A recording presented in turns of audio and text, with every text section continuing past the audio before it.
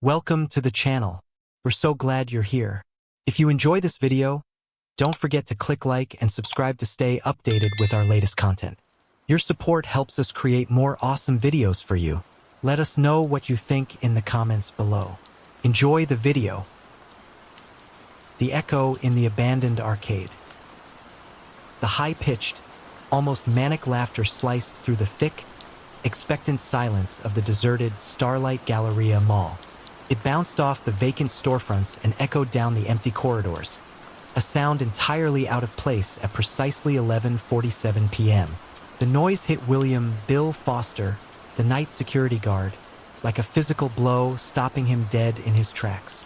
His flashlight beam, previously tracing patterns on the cracked and dusty linoleum floor, snapped upwards, searching. Bill wasn't a coward. 8 years patrolling the mostly thriving sections of the Starlight Galleria had exposed him to the occasional rowdy teenager, the rare vagrant seeking shelter, and once, a surprisingly organized group of raccoons attempting to break into a pretzel stand. But this was different. The West Wing, his current assignment, had been condemned. Slated for demolition within weeks, it was a graveyard of commerce, a mausoleum of forgotten trends.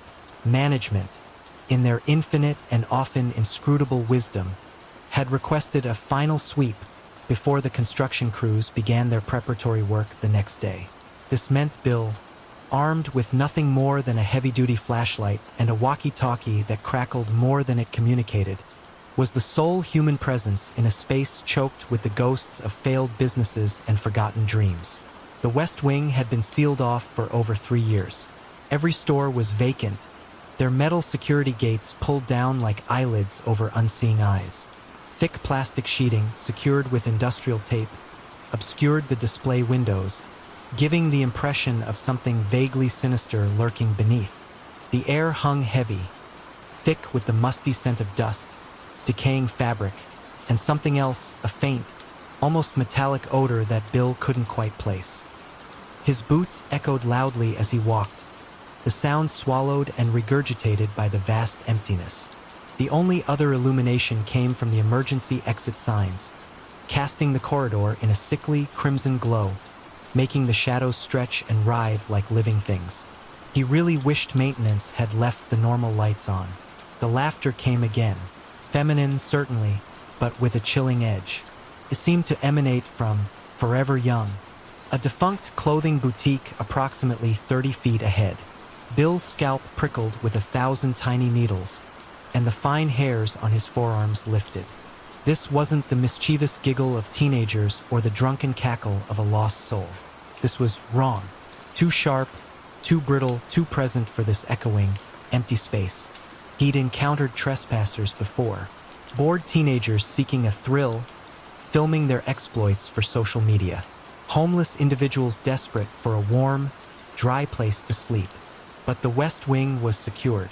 Every entrance was chained, padlocked, and reinforced. Bill himself had meticulously checked each one at the beginning of his shift, a process he repeated nightly with almost ritualistic precision. His flashlight beam illuminated the storefront of Forever Young. The security gate was firmly in place, its heavy steel links forming an impenetrable barrier. The display windows were obscured by thick, black plastic, taped securely around the edges. There were no visible gaps, no tears, no conceivable way for anyone to get inside. Another burst of laughter, closer this time, sent a jolt of pure adrenaline through him. His mouth felt like cotton, his forehead slick with a cold sweat that defied the stagnant, surprisingly cool air of the abandoned wing. He took a hesitant step forward, then another, the rubber soles of his boots squeaking softly against the grimy floor. "Security!" Bill called out, surprised and slightly proud that his voice held steady, betraying only a hint of the tremor he felt. "This area is restricted. Come out with your hands visible." The laughter abruptly ceased. A profound, unsettling silence descended, broken only by the frantic hammering of Bill's own heart, which seemed to echo in the vast emptiness like a drum. He moved closer to the storefront, his flashlight beam meticulously scanning for any indication of a breach. The gate remained intact. The plastic sheeting was undisturbed. But as he drew nearer, he noticed something peculiar about the darkness behind the windows. It was deeper, more absolute than it should have been. It seemed to absorb light, refusing to yield any detail. A faint scraping sound, like heavy furniture being dragged across a hard surface, emanated from within the store. Then, footsteps, slow, deliberate, measured. They were approaching the front of the store, heading straight towards him. Bill's hand instinctively went to the radio clipped to his belt, but he hesitated. What could he possibly report? I heard laughter in a sealed-off store? That would earn him nothing but ridicule from his colleagues and a permanent spot on the Crazy Bill list. The footsteps stopped, directly on the other side of the security gate. Bill raised his flashlight higher, trying to peer through the narrow spaces between the metal links. "This is your final warning," he said, his voice gaining a bit more strength. "Identify yourself." A soft thud against the gate made him jump back, a gasp escaping his lips. Then another and another. It sounded like someone idly tapping their fingers, one by one, against the cold steel. The laughter began again, but it was different now. No longer high-pitched and sharp, it was low, guttural, a disturbing, liquid sound that seemed to seep from the very walls. Bill, despite his better judgment, started backing away, his hand finally reaching for his radio. Static erupted from the speaker as he keyed the microphone. "Control, this is Foster in the West Wing. I have a possible..." He paused, his mind blanking. A possible what? The tapping continued, now moving across the gate from left to right, a methodical, unsettling rhythm. Then, a new sound joined the chorus, a long, drawn-out scraping, like nails dragging across metal, sending a shiver of pure ice down Bill's spine. "Foster, repeat your last..." The radio squawked, the dispatcher's voice distorted and fragmented. "You're breaking up." The black plastic sheeting behind the gate began to bulge outward, just slightly at first, as if something were pressing against it from the inside. "I need backup in the West Wing," Bill said, his voice now tight with barely controlled panic. "Now!" The radio responded with nothing but static, a hissing, crackling void. It was dead. The bulge in the plastic grew larger, more pronounced. The tapping ceased, replaced by a wet, sliding sound that made Bill's stomach churn. His flashlight beam trembled violently, mirroring the tremor in his hand. "Bill!" The voice was a mere whisper, barely audible above the static from his useless radio, but he heard it. His name, coming from behind that gate. His legs felt like water. How could it know his name? His rational mind, desperately seeking an explanation, offered up the name tag on his uniform. But that provided no comfort, no solace, as he watched the plastic sheeting stretch further, distorting into an impossible, horrifying shape. It was like a face pressing through a thin membrane. Features began to emerge in the warped plastic, the suggestion of eyes, a nose, and a mouth stretched wide in a grotesque, mocking grin. The black material, stretched to its limit, grew thinner, almost translucent. Bill ran. His boots pounded against the grimy linoleum floor as he sprinted back the way he had come. A blind, desperate flight fueled by pure terror. The laughter, that low, guttural chuckle, echoed behind him, seemingly amplified by the empty corridors, chasing him like a predatory beast. The emergency exit signs cast a bloody, pulsating light, turning the familiar hallway into a nightmarish hellscape. He rounded a corner, his momentum carrying him forward, and slammed violently into a discarded display kiosk, the impact sending a jolt of searing pain through his hip. The flashlight flew from his grasp, clattering across the floor, its beam spinning wildly before sputtering and dying, plunging that section of the hallway into near-total darkness. Cursing under his breath, Bill pushed himself up, his hand instinctively going to the throbbing pain in his hip. The laughter was closer now, and he could hear the distinct sound of running footsteps, not the measured, deliberate steps from before. but a rapid, frantic pursuit. They were far too fast, too unnatural to belong to any human. The exit door, his beacon of hope, stood at the far end of the corridor, its red sign glowing dimly in the oppressive darkness. Approximately 50 feet. He could make it. He had to make it. Something cold, something indescribably wrong, brushed against the back of his neck. It felt like fingers, but elongated, impossibly thin, and frigid, like the touch of death itself. Bill summoned a burst of speed he didn't know he possessed, sprinting with a desperate, animalistic urgency. The exit sign grew larger with each stride. 30 feet, 20 feet, 10 feet. He slammed into the crash bar with the full force of his body, bursting through the door and into the relatively warm embrace of the night air. He didn't stop running, didn't even slow down, until he reached the security office in the still active east wing of the mall, collapsing into a chair, his body trembling uncontrollably. The overnight supervisor, a bored-looking man named Arthur Jenkins, found him there 20 minutes later, still shaking, his uniform soaked with sweat. Bill, his voice hoarse and unsteady, tried to explain what had happened, stammering about seeing someone trying to break in, that he'd given chase. Arthur, his expression skeptical, simply nodded, made a perfunctory note in the logbook, and instructed Bill to finish his shift in the relative safety of the office. Bill didn't argue. He spent the rest of the night staring at the security monitors, jumping at every flicker, every shadow.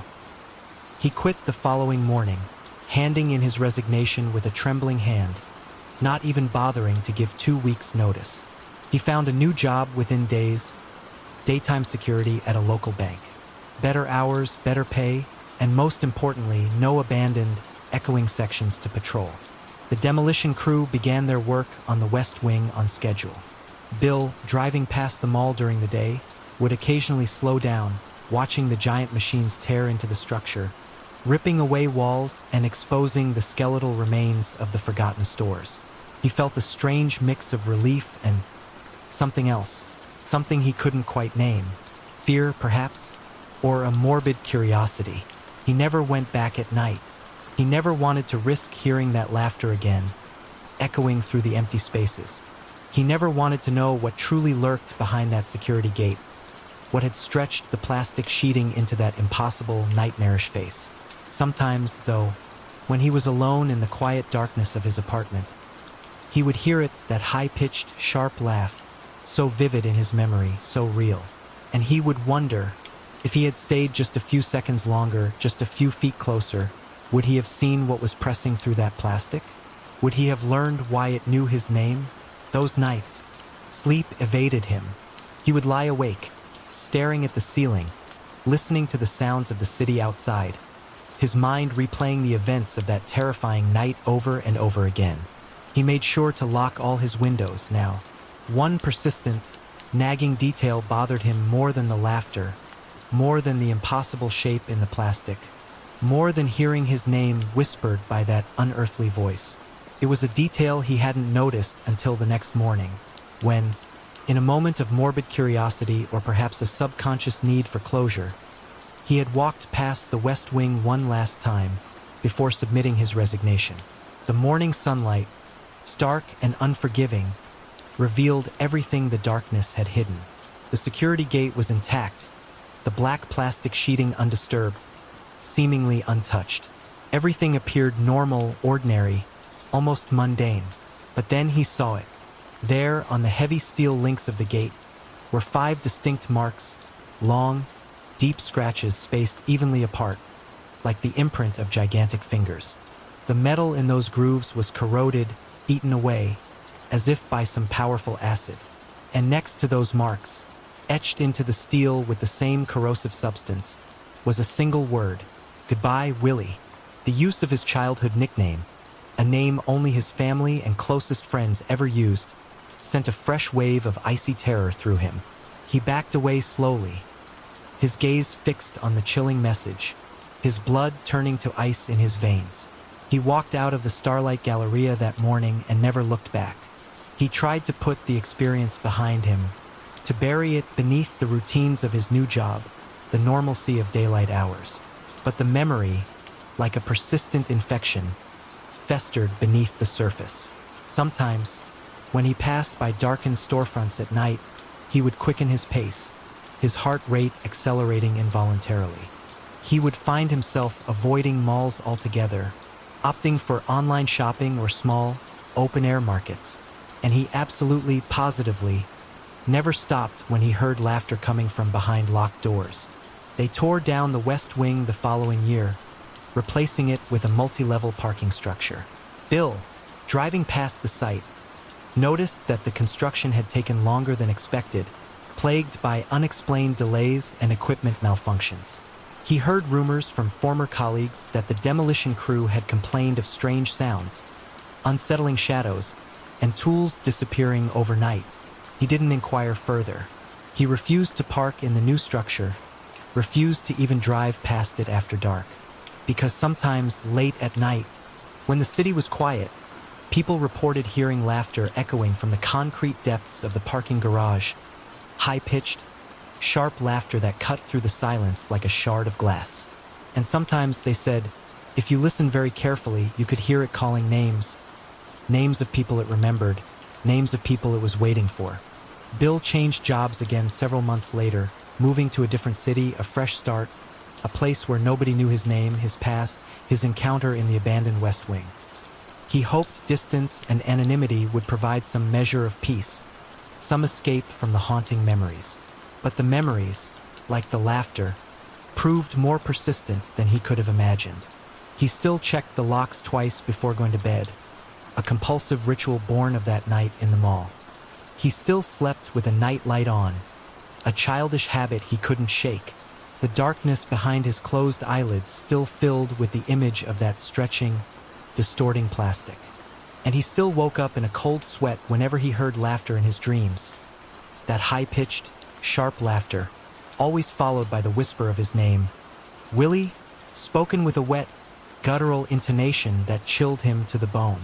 Because Bill Foster knew something now that he hadn't known before that terrifying encounter. Something that fundamentally altered the way he perceived the world, the way he understood the boundary between the seen and the unseen. He knew that not all empty spaces were truly empty. Not all locked doors remained securely locked. And sometimes the things that laughed in the dark knew your name. They knew your name, and they possessed a patience that stretched beyond human comprehension.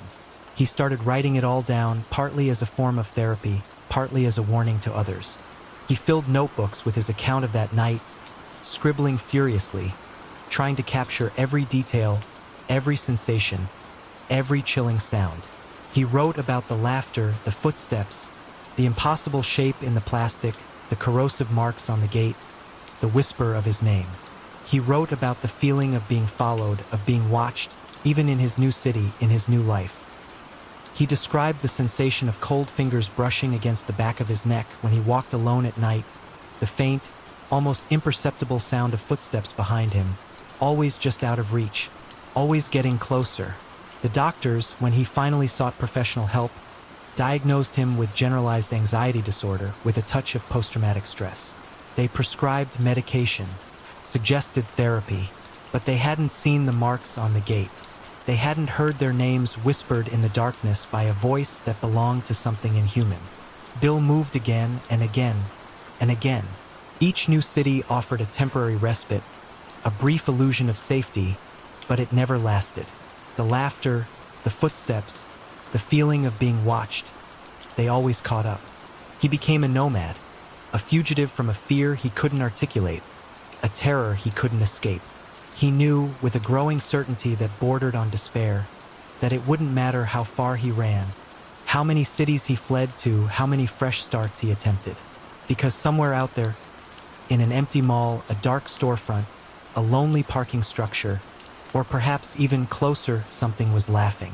And it was waiting for someone else to hear it, someone else to investigate, someone else to shine their light into the darkness, someone whose name it could learn. He reminded himself, with increasing desperation, to remember his story, to remember the warning, because once it knew your name, you could never truly stop running. And sooner or later, everyone gets tired of running. The fatigue was settling in, a bone-deep weariness that no amount of sleep could alleviate. He found himself staring out windows, lost in thought, replaying the events of that night over and over, searching for clues, for explanations, for anything that could make sense of the senseless. He started avoiding mirrors, catching glimpses of his own reflection and seeing, for a fleeting second, the distorted, stretched features of the thing in the plastic. He stopped answering his phone, convinced that the next call would be it, somehow using technology to reach him, to taunt him, to remind him that it was still out there.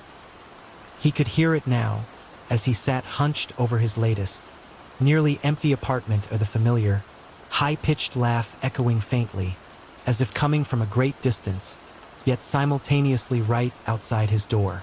The sound seemed to vibrate in his very bones, a chilling resonance that bypassed his ears and went straight to his soul. Those heavy, deliberate footsteps, too, were back. He could hear them pacing slowly in the hallway outside his apartment, a rhythmic thudding that matched the frantic beat of his heart. Thud, thud, thud, closer, always closer. It was time to run again. He knew it, but the thought of packing, of moving, of starting over yet again, filled him with a profound sense of exhaustion. He was so tired, so incredibly tired of running. The laughter grew louder, closer, now seemingly coming from just behind his bedroom door. The footsteps stopped. A long, drawn-out silence descended, more terrifying than any sound. Then a soft, wet tap, tap, tap on the door. Like fingers, long, thin, cold fingers.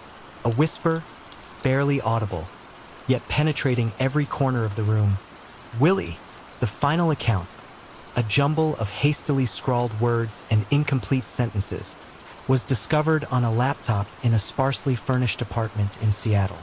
The tenant, William Foster, a former security guard with a history of short-term employment and frequent relocations, had been reported missing by his landlord.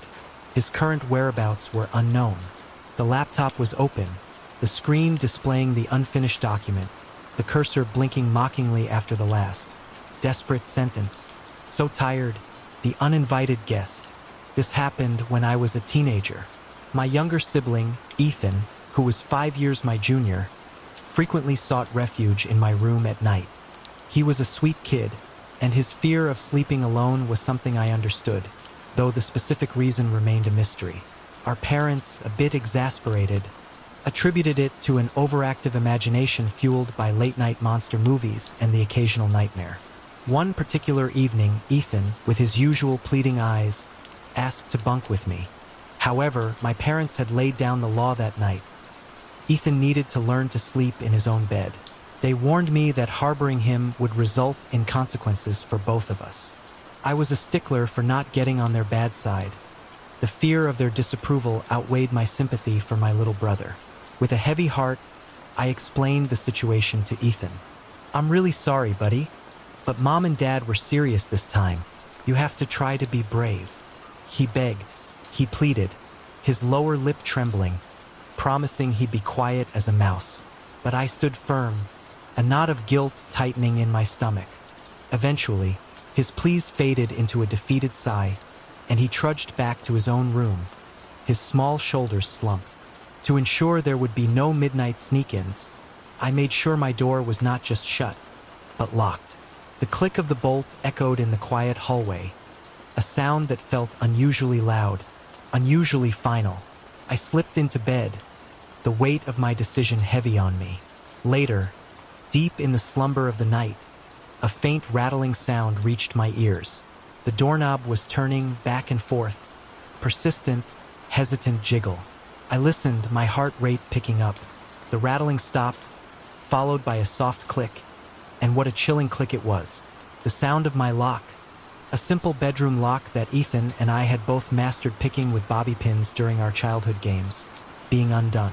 The door creaked open, the faint light from the hallway spilling into my room. I turned, expecting to see Ethan's sheepish face. Instead, I saw a dark silhouette, low to the ground, crawling slowly, deliberately into my room. A wave of annoyance washed over me, quickly followed by resignation. "Ethan," I sighed, "fine, you win. Just get in here. But if Mom finds out, we're both in deep trouble." The figure continued to crawl, its movements strangely fluid, almost unsettling. I expected to feel the familiar weight of my brother clambering onto the bed, the rustle of his pajamas, the small, comforting presence of him. But there was nothing, just the open door and this thing crawling on the floor. A minute ticked by, an eternity in the silent room. I craned my neck, peering towards the still open doorway. All I could see was the inky blackness of the hallway beyond. A shiver of unease ran down my spine. "Ethan," I called out, my voice a little shaky. Silence. A knot of fear tightened in my stomach. I scrambled out of bed, my bare feet padding softly on the carpet. I crept down the hallway towards Ethan's room, my heart pounding in my chest. I pushed open his door, and there he was, sound asleep in his bed, his small form curled up under the covers. The breath caught in my throat. If Ethan was here, then who or what was in my room? I didn't sleep in my own bed that night. The chilling mystery of the crawling figure remained, a haunting question mark etched into the memory of that night. The shadow on the sidewalk. This incident occurred about 5 years ago, when I was 17, a time when youthful confidence often overshadowed caution. It's a story I've recounted many times, not for boastful reasons, but because the sheer, inexplicable terror of it still resonates with me. It's a stark reminder of how quickly the mundane can morph into the menacing. I held a part-time job at the local Walmart, a sprawling superstore just a mile from my modest home. The walk was usually uneventful, a familiar trek I undertook without a second thought. I didn't own a car, and my parents, trusting my independence, saw no issue with my pedestrian commute. Besides, I genuinely didn't mind the exercise. My shifts were a mixed bag, but the most frequent one was the 4 p.m. to 10 p.m. slot. This meant my walk to work occurred during the daylight hours, a pleasant stroll under the afternoon sun. However, my return journey was always shrouded in darkness, the streetlights casting long, lonely shadows. On this particular evening, work was utterly ordinary. Nothing out of the usual retail routine, stocking shelves, assisting customers, the humdrum rhythm of a teenage job. As my shift ended, I clocked out and began my usual walk home. Stepping out of the brightly lit store into the cool night air, I traversed the vast parking lot towards the street. At the bus stop adjacent to the Walmart, I noticed a man sitting alone. He wasn't particularly remarkable, just a nondescript figure waiting, seemingly, for a bus. I didn't give him a second thought, merely registering his presence as I crossed the street and started down the long, dimly lit road that led to my neighborhood. The street lights along this stretch were notoriously unreliable, casting a weak, flickering glow that barely pierced the darkness. A few minutes into my walk, a flicker of awareness prompted me to glance over my shoulder. The man from the bus stop was now walking behind me, perhaps 100 yards back. He appeared to be engaged in a phone conversation, his head tilted down towards his device. A small seed of unease began to sprout within me. It was odd, undeniably, that this man had been waiting at a bus stop, yet was now walking in the same direction as me, on a street that offered little in the way of destinations besides residential homes. I subtly increased my pace, trying to dismiss the feeling as paranoia. After all, it was a public street, and he had every right to be there. A few more minutes passed, my thoughts drifting to other things, homework, friends, the trivial concerns of a teenager. Then, the memory of the man resurfaced, and I glanced back again. This time, the sight that met my eyes sent a jolt of pure, unadulterated terror through me. The man was now shockingly close, a mere 2 or 3 yards behind me, and he was walking backward. His movements were eerily silent, a ghostly glide that had allowed him to close the distance without me hearing a single footstep. I froze, my mind struggling to process the absurdity of the situation. He was facing away from me, his features obscured by the darkness. For a fleeting, insane moment, I almost laughed, thinking it was some kind of bizarre prank. a twisted joke orchestrated by someone I knew. But a deep primal instinct, a cold, hard knot of fear in my gut, told me otherwise. The realization of my isolation hit me with full force. There were no other pedestrians, no cars passing by. I was utterly alone on this dark, desolate street with a man who was behaving in a manner that defied all logic and reason. I opened my mouth to speak, to demand an explanation, but the words caught in my throat, strangled by fear. Instead, I turned and bolted. I ran as fast as my legs would carry me, my lungs burning, my heart hammering against my ribs. The sound of my own frantic footsteps was quickly joined by another, the rhythmic smack of shoes against the pavement, gaining on me. I risked another glance over my shoulder, and the sight that met my eyes was even more horrifying than before. The man was now running, keeping pace with me, his body no longer facing backward. He was a relentless pursuer, closing the distance with alarming speed. I didn't look long enough to see his face, but the image of him sprinting after me, his intentions utterly unknown, was seared into my memory. Within minutes, fueled by adrenaline and terror, I reached my house. The front door, blessedly, was unlocked. I burst through it, slamming it shut behind me and frantically engaging the lock. My breath came in ragged gasps, my body trembling uncontrollably. I peered through the peephole, my heart pounding in my ears. The man was gone. My parents were still awake, their faces etched with concern as I stammered out my story, my voice choked with tears and near hysteria. My father, a man of action, immediately went outside, armed with a flashlight, to search the perimeter of our house. He returned empty-handed, reporting that he saw no sign of the man. We checked every window, every door, scanning the darkness for any sign of our pursuer. But he had vanished, leaving behind only a lingering sense of dread and a multitude of unanswered questions. Sleep was a distant prospect that night. Every creak of the house, every rustle of leaves outside, sent shivers of fear down my spine. I imagined the man breaking in, shattering a window, standing over my bed. But the night passed without further incident, and morning eventually arrived, bringing with it a fragile sense of relief. From that day forward, my mother insisted on driving me to and from work. Every time we drove past that bus stop, past that long, desolate street, I scanned the surroundings, searching for the man. But I never saw him again. He remained a phantom, a terrifying enigma, a stark reminder of the vulnerability that can lurk in the shadows of the ordinary. The residue of Ravenwood Heights, the first clue, the subtle signal that something was profoundly amiss at Ravenwood Heights, wasn't the eerie silence or the unfinished state of the luxury apartment complex. It was the single, crumpled candy wrapper Amelia, Amy, Blackwood found tucked into a corner of Unit 4B on the 5th floor. Amy, a seasoned security professional with over 12 years of experience on various sites, from bustling shopping centers to sprawling industrial parks, prided herself on her observational skills. Ravenwood Heights, a high-end residential project nearing completion, was supposed to be an easy assignment, a final, quiet gig before she transitioned to a desk job. Walk the floors, check the doors, deter any would-be vandals or thrill-seeking teenagers.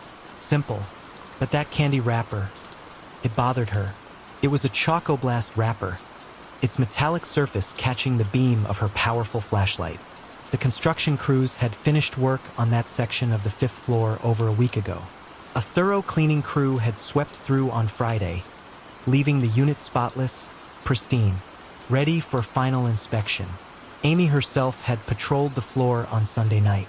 The wrapper hadn't been there. She was certain of it. She picked it up, her gloved fingers carefully avoiding smudging any potential fingerprints. The expiration date printed on the back was still months away. This wasn't old trash. It was recent. Amy made a meticulous note in her logbook, her pen scratching against the paper in the otherwise silent building. Tuesday, 11:47 p.m.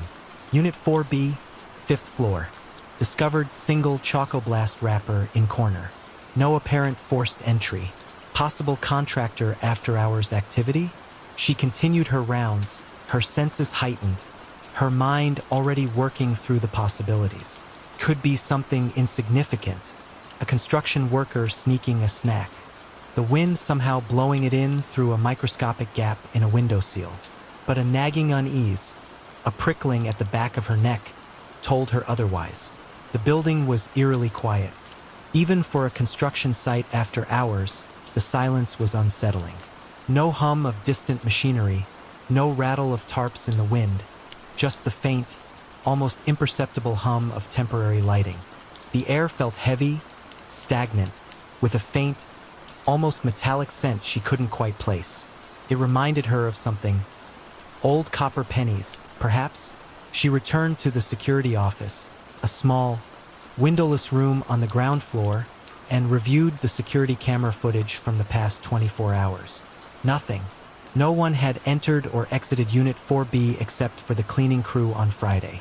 The cameras covering the hallways and exterior entrances showed only the occasional security patrol herself. Amy frowned, tapping her pen against the logbook. Something wasn't right. Her instincts, honed over years of experience, were screaming at her.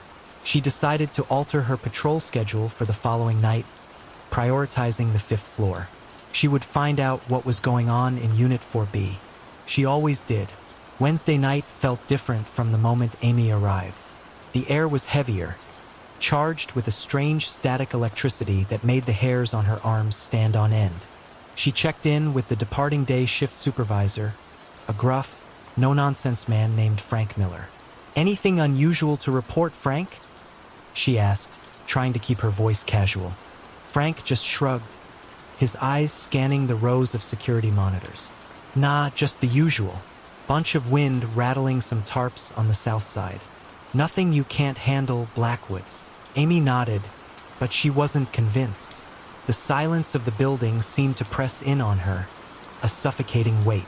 She made her way to the 5th floor, deliberately altering her usual route, taking the stairs instead of the elevator, listening intently for any sound out of place. The stairwell was dimly lit, the concrete steps cold under her boots. Each footfall echoed unnaturally loud in the stillness. Reaching the 5th floor, she paused outside Unit 4B. The door was locked, the tamper-evident seal she had placed on it the previous night intact. She took a deep breath, her hand hovering over the doorknob. Nothing. She completed her 10 p.m. rounds, checking every room in 4B, shining her flashlight into every corner, under every piece of plastic sheeting covering the new fixtures and appliances. The unit was pristine, empty, exactly as it should be. She repeated the process at midnight. Still nothing. The air felt colder in 4B, though, a noticeable drop in temperature compared to the hallway. Amy shivered, despite her heavy jacket. It was at 3 a.m. that she found them. Returning to 4B for her hourly check, she immediately sensed a change. The air was thick, almost suffocating, with a distinct odor, a combination of stale sweat and something else, something faintly sweet, like overripe fruit. On the floor, near the kitchen counter, lay 2 more Choco Blast wrappers and an empty bag of spicy nacho chips. This time, they were positioned under the plastic sheeting covering the brand new countertop. Someone had deliberately moved the plastic, placed the trash underneath, and then redraped the sheeting, attempting to conceal their presence. Amy's pulse quickened. This wasn't a careless worker leaving behind their lunch. This was something else. Someone was deliberately taunting her. She carefully photographed the scene with her phone, making sure to capture the position of the wrappers and the disturbed plastic. Then she called her supervisor, Frank. "Frank, it's Blackwood. We've got activity in 4B again." His voice, gruff and annoyed, crackled through the phone. "What is it this time, Blackwood?" "Another candy wrapper." 2 wrappers, Amy corrected, her voice tight, and an empty chip bag. They were hidden under the plastic sheeting on the countertop. Someone's been in there, moving things around. There was a long silence on the other end. Finally, Frank sighed. All right. I'll call the site manager. See if anyone was authorized to be up there. But I'm telling you, Blackwood, it's probably just some worker leaving their trash. Write it up, and I'll deal with it in the morning. But, Frank, just write it up, Blackwood. The line went dead. Amy clenched her fists, frustration burning in her chest. She knew it wasn't just a worker. Workers wouldn't sneak into an unfinished, locked apartment to eat snacks, and they certainly wouldn't hide their trash. She decided to take matters into her own hands. Amy began a meticulous search of Unit 4B, far more thorough than her previous checks. She moved every piece of plastic sheeting, checked every closet, peered behind every stack of drywall and boxes of tiles. The apartment was undeniably empty, but the evidence of recent activity was undeniable. She found faint scuff marks on the newly polished concrete floor that hadn't been there before, even after the cleaning crew had finished. She noticed finger smudges on the inside of a window, high up, near the ceiling, where no worker would have had reason to touch. And in the master bathroom, she found a single, dark hair clinging to the edge of the brand new, still-wrapped bathtub. It was long, coarse, and definitely not hers. Amy carefully collected the hair, placing it in a small evidence bag she carried in her kit. She photographed the scuff marks and the fingerprints, documenting everything with meticulous precision. She decided to change her tactics.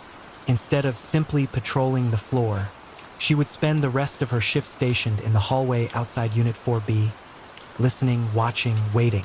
The building remained eerily silent. The only sound was the faint hum of the temporary lighting and the occasional creak of the building settling. Amy stood motionless in the dimly lit hallway, her senses on high alert.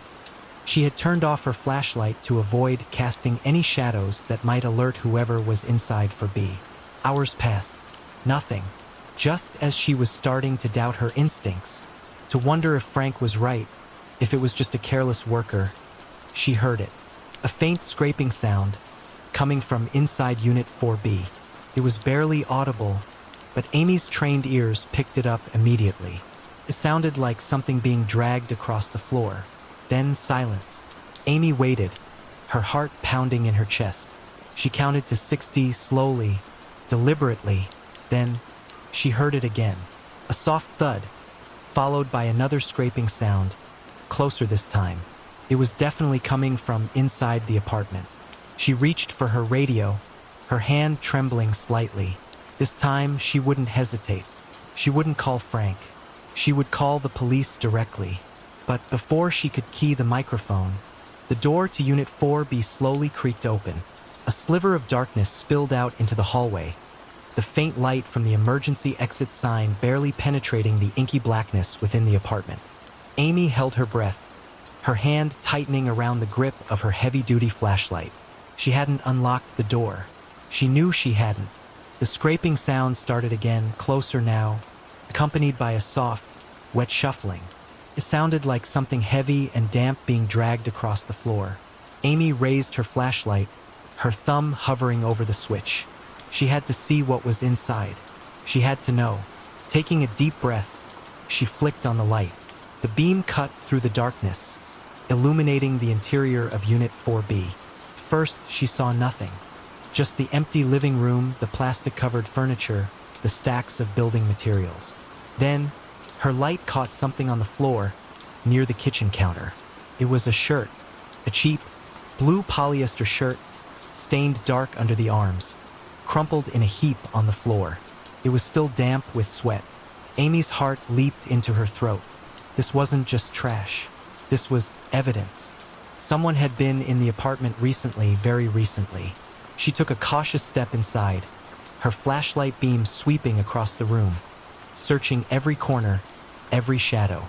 The air felt heavy, thick with that strange, sweet and sour odor she had noticed before. "Hello?" she called out, her voice echoing in the silence. "Security. Is anyone in here?" No response. She moved further into the apartment, clearing each room methodically, her senses on high alert. The kitchen, the bedrooms, the bathrooms, all empty. But the signs of recent occupancy were undeniable. In the master bedroom, she found an empty water bottle rolling across the floor. In the closet, a granola bar wrapper, stuffed into a corner. And in the bathroom, on the floor next to the toilet, a wadded-up paper towel, stained with fresh blood. The blood, that was the tipping point. Amy immediately backed out of the apartment, her mind racing.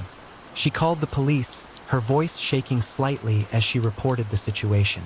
"This is Security Officer Blackwood at Ravenwood Heights construction site. I have a possible break-in, Unit 4B, 5th floor. Evidence of someone being injured. I need officers dispatched immediately." The dispatcher's voice was calm, professional. "Units are en route, ma'am. ETA 5 minutes. Stay where you are. Do not engage." Amy waited outside the apartment, her flashlight trained on the open doorway, her heart pounding in her chest. She could hear the distant sirens approaching. 5 minutes felt like an eternity. 2 uniformed officers arrived, their expressions grim. Amy quickly briefed them on the situation, showing them the evidence she had collected: the candy wrappers, the chip bag, the sweaty shirt, the empty water bottle, the granola bar wrapper, and the blood-stained paper towel. The officers, Sergeant Miller and Officer Davies, took the situation seriously. They drew their weapons and entered Unit 4B, clearing each room methodically, their movements precise and coordinated. Amy stayed close behind, her flashlight illuminating their path. The apartment was empty. "No sign of forced entry," Sergeant Miller noted, his brow furrowed. "The door was unlocked when we arrived." "You're sure you secured it?" "Positive, Sergeant," Amy replied, her voice firm. "I checked it myself multiple times during my rounds, and I put a tamper-evident seal on it last night. It was intact when I returned at 2 a.m. Officer Davies pointed to the scuff marks on the floor, the finger smudges on the window, the pulled-back carpet padding. "Looks like someone's been spending some time in here. Maybe a squatter." "Possibly," Miller conceded. "But why for B? The whole building's empty. They could have picked any unit." They continued their search, examining every detail, every clue.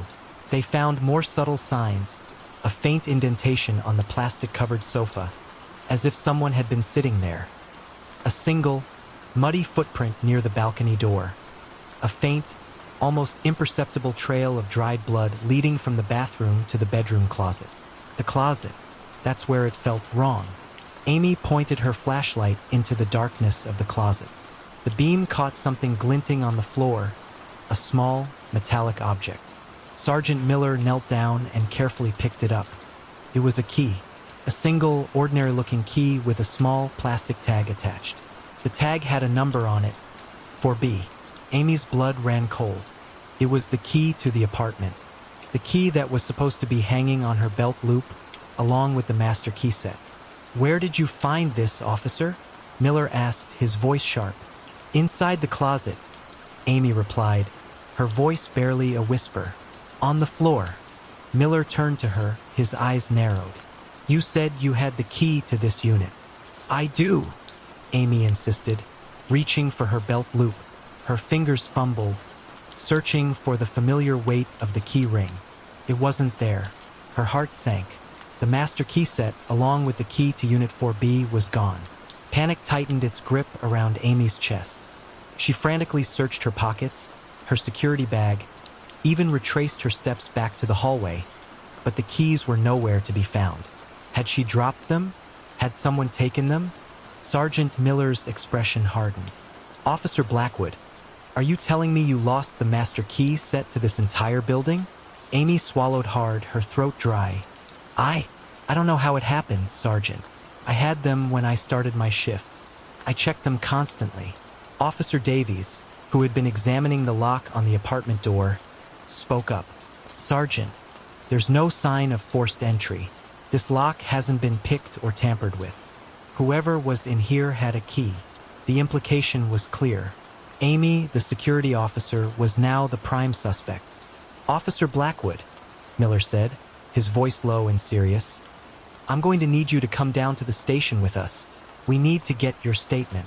Amy's mind reeled. This couldn't be happening. She was the one who reported the break-in. She was the one who found the evidence. She was the victim here, not the perpetrator. But the evidence, the missing keys, the unlocked door, the signs of someone living in the apartment, it all pointed to her. Or, at least, it created enough reasonable doubt to warrant an investigation. As she followed the officers out of the building, her head hung low. She couldn't shake the feeling that something else was going on. Something far more sinister than a simple break-in or a case of misplaced keys. The eerie silence of the building, the strange, sweet and sour odor, the feeling of being watched, it all added up to something wrong. She glanced back at Unit 4B, the open doorway a black rectangle in the dimly lit hallway. For a split second, she thought she saw something move in the shadows, a fleeting glimpse of something tall and dark, just at the edge of her vision. But when she blinked, it was gone. The police questioned her for hours. They asked about her work history, her personal life, any possible enemies she might have. They asked about the missing keys, about her movements that night, about her knowledge of the building's security systems. Amy answered their questions truthfully, to the best of her ability, but she could sense their skepticism. They didn't believe her. They thought she was involved somehow. They released her pending further investigation, but the damage was done. Her reputation was tarnished. Her job was on the line. And the unsettling feeling that something else was happening at Ravenwood Heights continued to gnaw at her. She knew she had to clear her name. She had to find out what was really going on in Unit 4B. And she had to do it alone. Amy decided to conduct her own investigation, working independently and discreetly. She couldn't access the building's security footage without authorization, but she still had her logbook, her photos, and her memory. She started by reviewing everything she had documented. The candy wrappers, the chip bag, the sweaty shirt, the water bottle, the granola bar wrapper, the blood-stained paper towel, the scuff marks, the fingerprints, the hair, the muddy footprint, the missing keys, and the key found in the closet. The key. That was the most troubling piece of evidence. How did it end up inside the closet if she hadn't put it there? And how had her master key set disappeared? She went back to the motel where she was staying and meticulously retraced all the steps on her way to the complex and on her rounds. No keys. She decided to focus on the timeline. She knew she had the keys at the start of her shift. She remembered checking them, as she always did, before leaving the security office. She remembered unlocking the stairwell door to access the 5th floor. So, the keys must have disappeared sometime between her arrival on the 5th floor and her discovery of the blood-stained paper towel in Unit 4B. That narrowed it down, but not by much. It still encompassed several hours and multiple rooms. She decided to focus on Unit 4B itself. There had to be something she had missed, some clue that would explain what was happening. She couldn't officially access the building, but she knew a back entrance that was often left unlocked by the construction crews. It was a risk, but she was desperate. The next night, under the cover of darkness, Amy slipped back into Ravenwood Heights. The building felt different this time. The silence was deeper, more oppressive, punctuated by the faint creaks and groans of the unfinished structure. Amy moved slowly, deliberately, her flashlight beam cutting through the darkness. She headed straight for the 5th floor, taking the stairs instead of the elevator, her senses on high alert. Reaching Unit 4B, she paused. The door was now sealed with police tape, a stark yellow banner across the entrance. Crime scene, do not enter. Amy hesitated.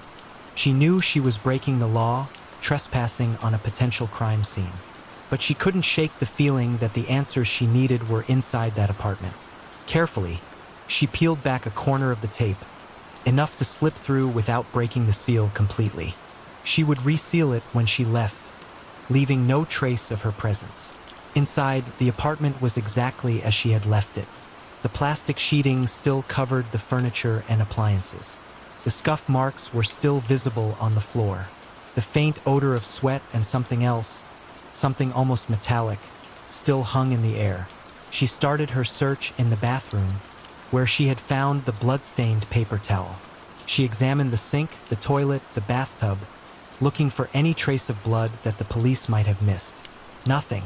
Then, she noticed something she hadn't seen before, a faint discoloration on the wall, just above the baseboard. It was subtle, almost invisible, but in the beam of her flashlight, it was clear. A dark, reddish-brown stain, shaped like a handprint. Amy's heart quickened. This was new. The police hadn't documented this. She carefully photographed the handprint, then continued her search. She moved into the master bedroom, where she had found the empty water bottle and the granola bar wrapper. She checked the closet, the same closet where the police had found the key to the apartment. She ran her hand along the back wall, feeling for any irregularities, any hidden seams or openings. Nothing. Then, she noticed something on the floor, in the corner of the closet. A small, almost imperceptible gap between the baseboard and the wall. It was barely wide enough to insert a finger, but it was there. Amy knelt down, her flashlight beam focused on the gap. She could see something inside, something dark and reflective. She reached into her pocket and pulled out a thin metal probe she carried in her security kit. Carefully, she inserted the probe into the gap and hooked the object, slowly pulling it out. It was a small, silver compact mirror, the kind women carry in their purses. It was old, tarnished, and covered in a layer of dust. Amy opened the compact. The mirror inside was cracked, but she could still make out her reflection, distorted and fragmented. And then, she saw something else. Behind her reflection, in the cracked glass, a fleeting glimpse of a face. A woman's face, pale and gaunt, with dark, hollow eyes. Amy gasped, dropping the compact, clattered on the floor, the sound echoing loudly in the silent apartment. She spun around, her flashlight beam sweeping the room. Nothing.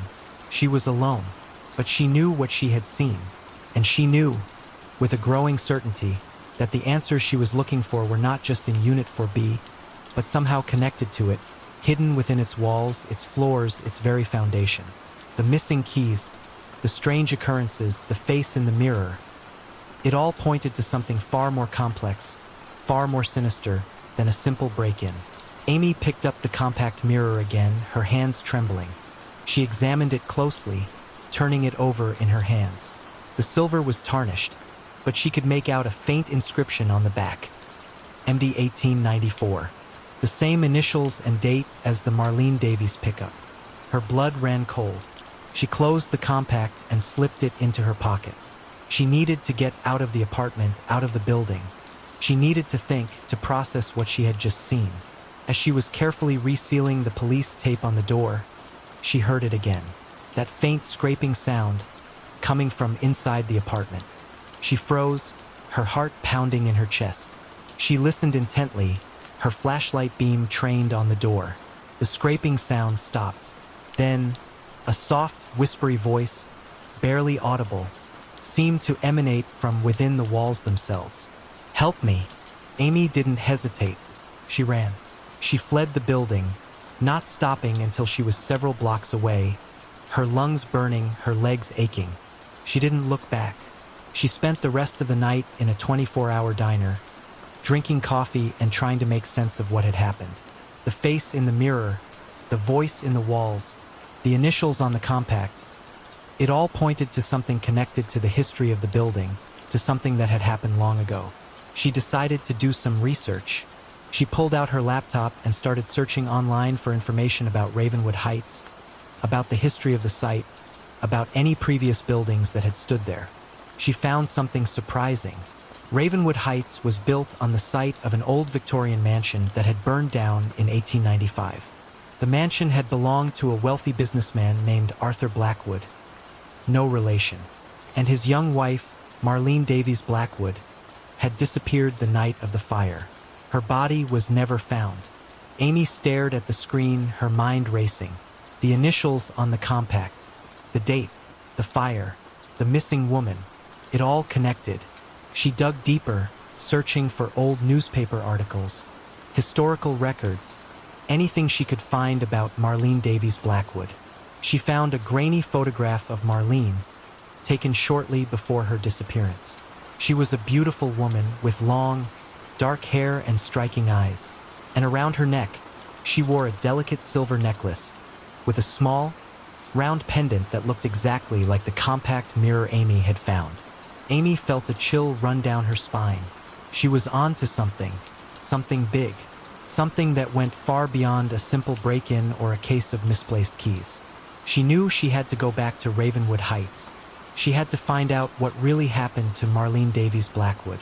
And she had to find out what was hiding in the walls of Unit 4B.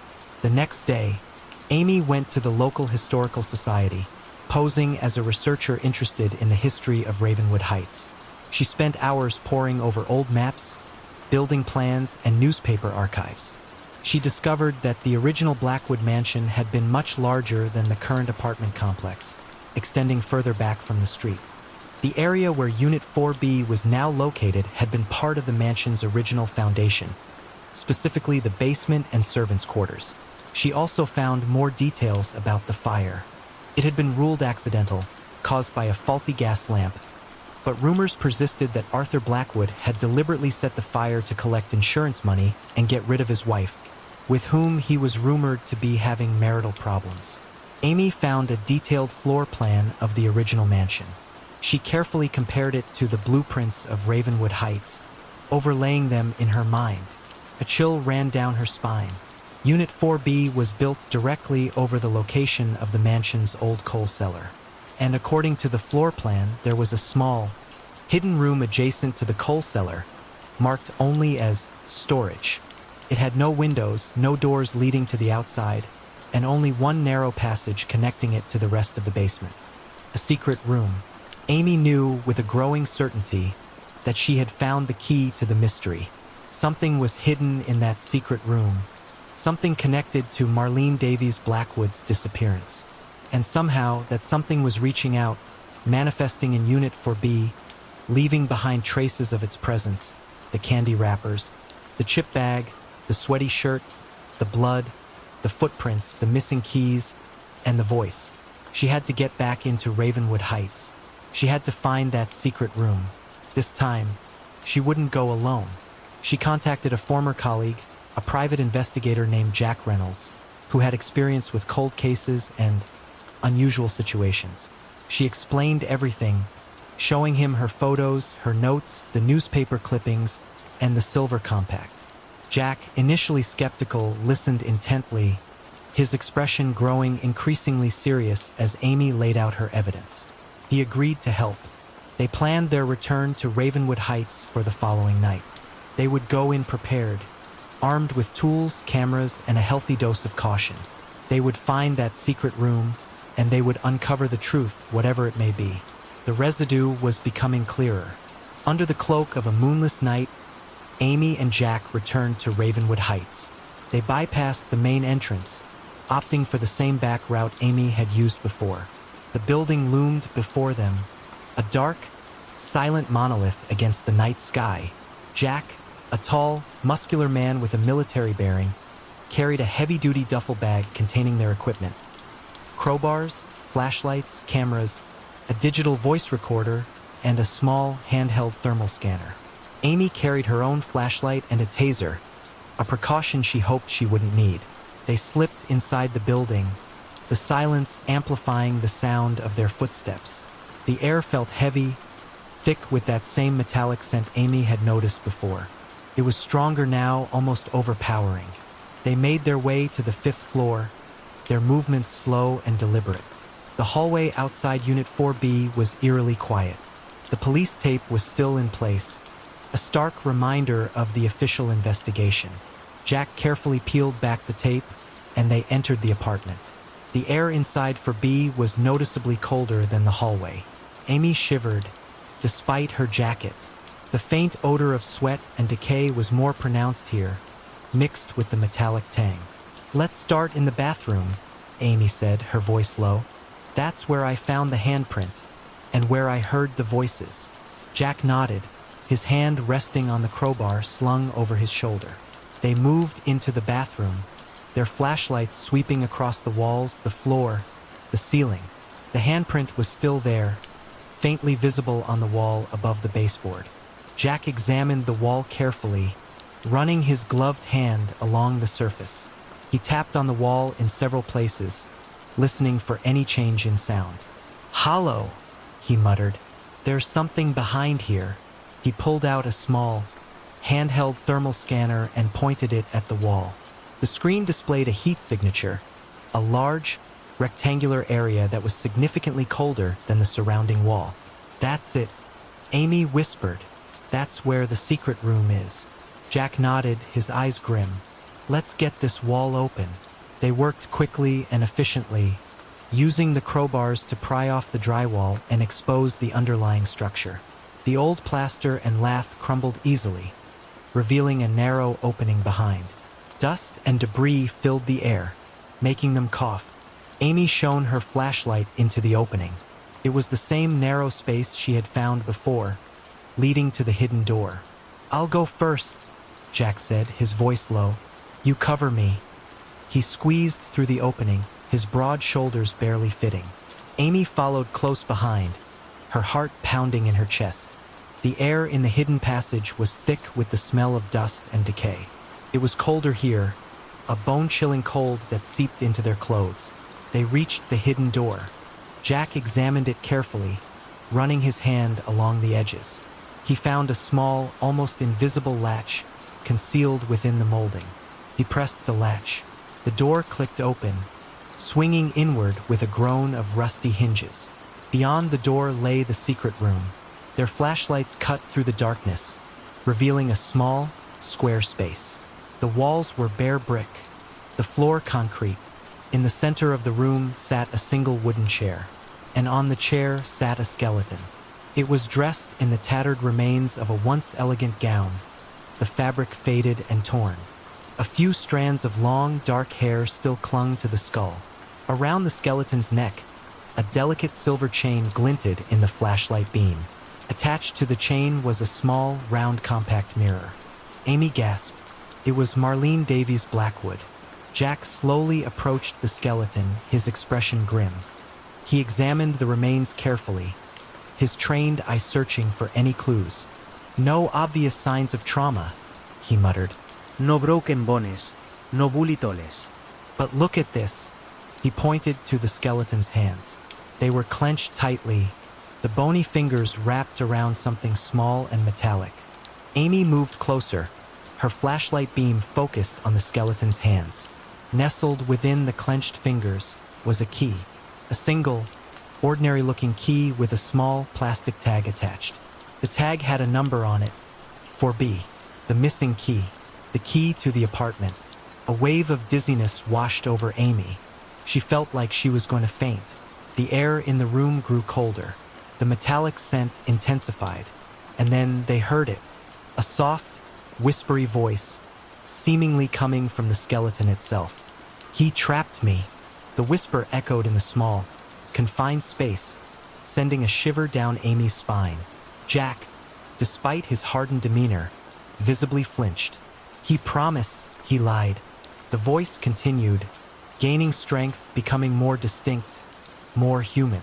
Amy raised her flashlight, shining it directly on the skeleton. The light seemed to refract strangely off the bones, creating flickering shadows on the walls. "The walls? He sealed me in." Jack pulled out his digital voice recorder and switched it on. "Can you tell us who did this?" he asked, his voice surprisingly steady. A long silence. Then, a name, whispered with a chilling mix of sorrow and rage. "Arthur." Amy's blood ran cold. Arthur Blackwood, Marlene's husband. The man who had supposedly been out of town the night of the fire. The man who had inherited her fortune. He wanted the money, the jewels. The voice continued, growing fainter. "He left me to die." The temperature in the room plummeted. Amy could see her breath forming white clouds in the air. The metallic scent became overwhelming, making her eyes water. Suddenly, the skeleton's jaw began to move, clicking and grinding as if trying to form words. The silver compact mirror around its neck began to glow with a faint, bluish-white light. Jack took a step back, his hand instinctively reaching for the taser in his holster.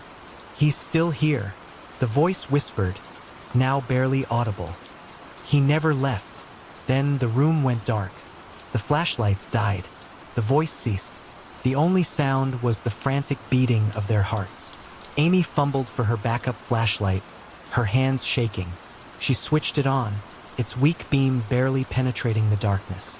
Jack was gone. "Jack?" she called out, her voice trembling. No response. She swept the flashlight around the room, searching desperately.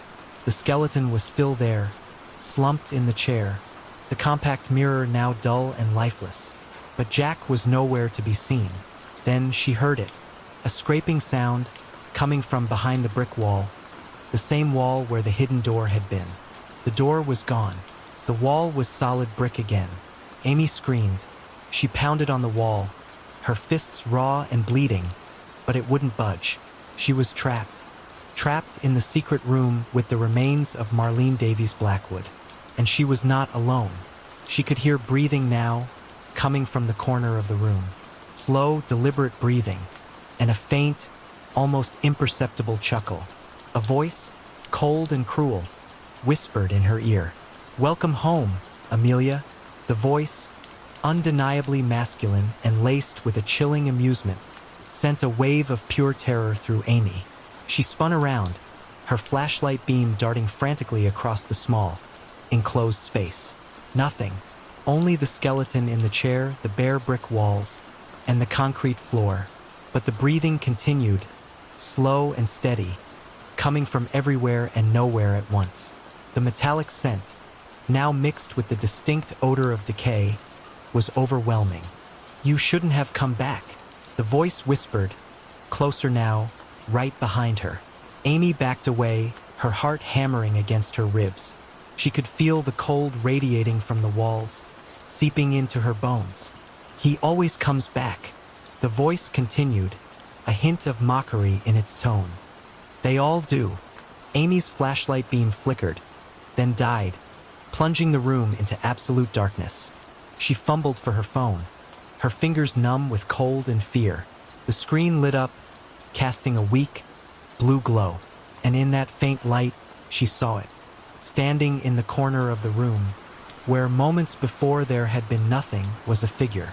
It was tall and gaunt, its form indistinct, shrouded in shadow, but she could make out the outline of a man, dressed in what looked like old-fashioned clothing, and she could see his eyes.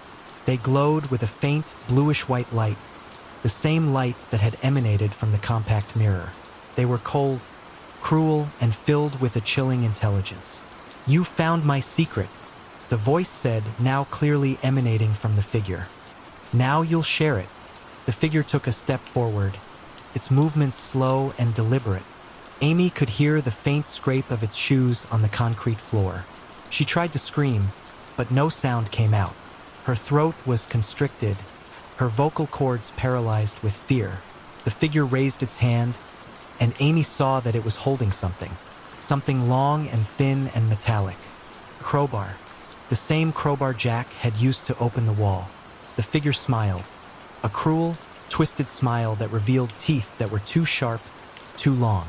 "Welcome to forever, Amelia," it whispered. Then the figure lunged. The phone slipped from Amy's grasp and clattered to the floor, its screen going dark. The room was plunged into absolute silence, broken only by the sound of Amy's muffled screams and the sickening thud of metal against bone. Then even that faded to the same eerie silence. The next morning, the construction crew arrived at Ravenwood Heights to find the police tape on Unit 4 be broken. Inside, they found the apartment empty except for the open wall in the bathroom, leading to the narrow passage. They found no sign of Amy Blackwood, Jack Reynolds, or the skeleton of Marlene Davies Blackwood. The secret room was empty. The only evidence they found was a single, crumpled Chocoblast wrapper lying on the floor in the center of the room, and a faint, almost imperceptible scent of decay and copper pennies. The police launched an investigation, but it quickly went cold. There were no leads, no witnesses, no explanations. Ravenwood Heights was eventually completed, and the apartments were sold. But Unit 4B remained empty. No one wanted to live there. People reported strange sounds coming from the apartment at night, cold spots, and a persistent, unsettling odor. And sometimes, late at night, Residents claimed to see a figure in the hallway outside for B, a tall, gaunt figure with glowing eyes, carrying a crowbar. A figure that would vanish as soon as they looked directly at it, leaving the same scent. Years passed. The story of Ravenwood Heights and the disappearances of Amy Blackwood, Jack Reynolds, and the earlier, unsolved mystery of Marlene Davies Blackwood became a local legend, a cautionary tale whispered among the residents of the city. The complex, despite its luxurious amenities and prime location, developed a reputation. Turnover rates were high, particularly in the units surrounding 4B. Strange occurrences continued to be reported: flickering lights, unexplained noises, objects moving on their own, and that persistent, unsettling odor of decay and metal. One evening, a new maintenance worker, a young man named Kevin Miller, was called to Unit 4B to investigate a reported plumbing leak. The tenant, a nervous woman in her late 20s, claimed she had been hearing dripping sounds coming from the bathroom wall. Kevin, a recent hire, was unaware of the building's history. He was a practical, down-to-earth guy, not prone to believing in ghost stories. He checked the pipes, the fixtures, the water pressure. Everything seemed normal. "I can't find any leak, ma'am," he said, scratching his head. "Are you sure you heard dripping?"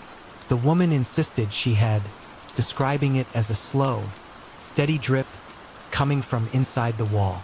Kevin, wanting to be thorough, decided to examine the wall more closely. He tapped on the drywall, listening for any hollow sounds. He noticed a faint discoloration on the wall, just above the baseboard. It looked like a handprint. A shiver ran down his spine, despite his skepticism. He had heard the rumors about Ravenwood Heights, the whispers about Unit 4B, but he had dismissed them as urban legends. He tapped on the wall again, right where the handprint was. The sound was definitely hollow. Curiosity, that age-old human trait, got the better of him. He pulled out his pocket knife and carefully scored the drywall along the edges of the handprint. He pried off a small section of the wall.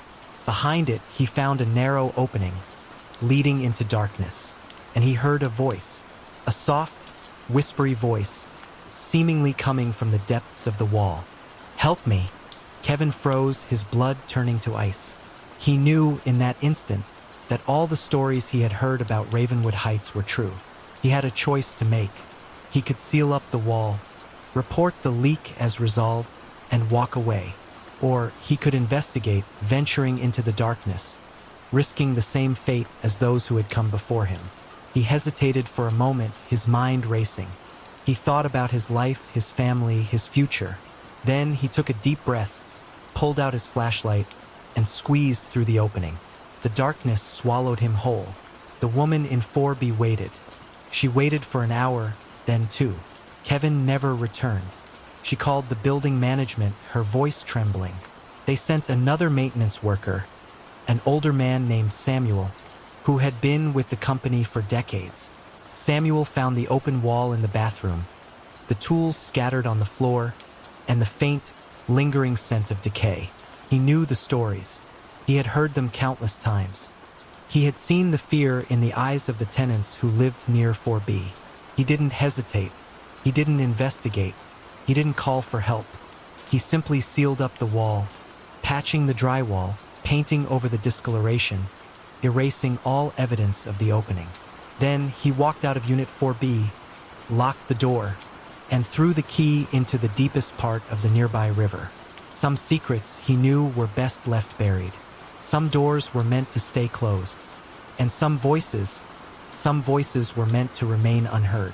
The building remained, the stories continued, and Unit 4B stayed empty, a silent testament to the enduring power of the past, a chilling reminder that some mysteries are never truly solved, and some residues never truly fade. The faint sent a final mark, the elevator encounter.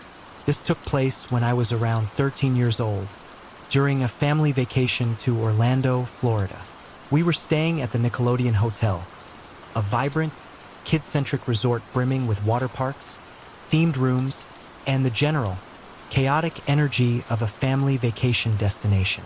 I was the eldest of 4 siblings, traveling with my parents, my younger brother, and my two even younger sisters, aged 8 and 6 at the time. We'd spent a long, exhilarating day at Universal Studios, immersed in the movie magic and thrill rides. As evening approached, we were weary but content, laden with souvenirs and the memories of a day well spent. The walk back to our hotel room was a slow procession, my parents weighed down by the sheer volume of merchandise we'd acquired, the inevitable consequence of having 4 children with insatiable desires for themed paraphernalia. As a result, my sisters and I, fueled by a second wind of youthful energy, forged ahead. We were a small, unsupervised trio, eager to reach the comfort of our room. My parents and my 10-year-old brother, burdened by bags and fatigue, lagged behind. The elevator was just around a corner, a beacon of convenience in the sprawling hotel complex. My sisters and I reached it first, our anticipation building.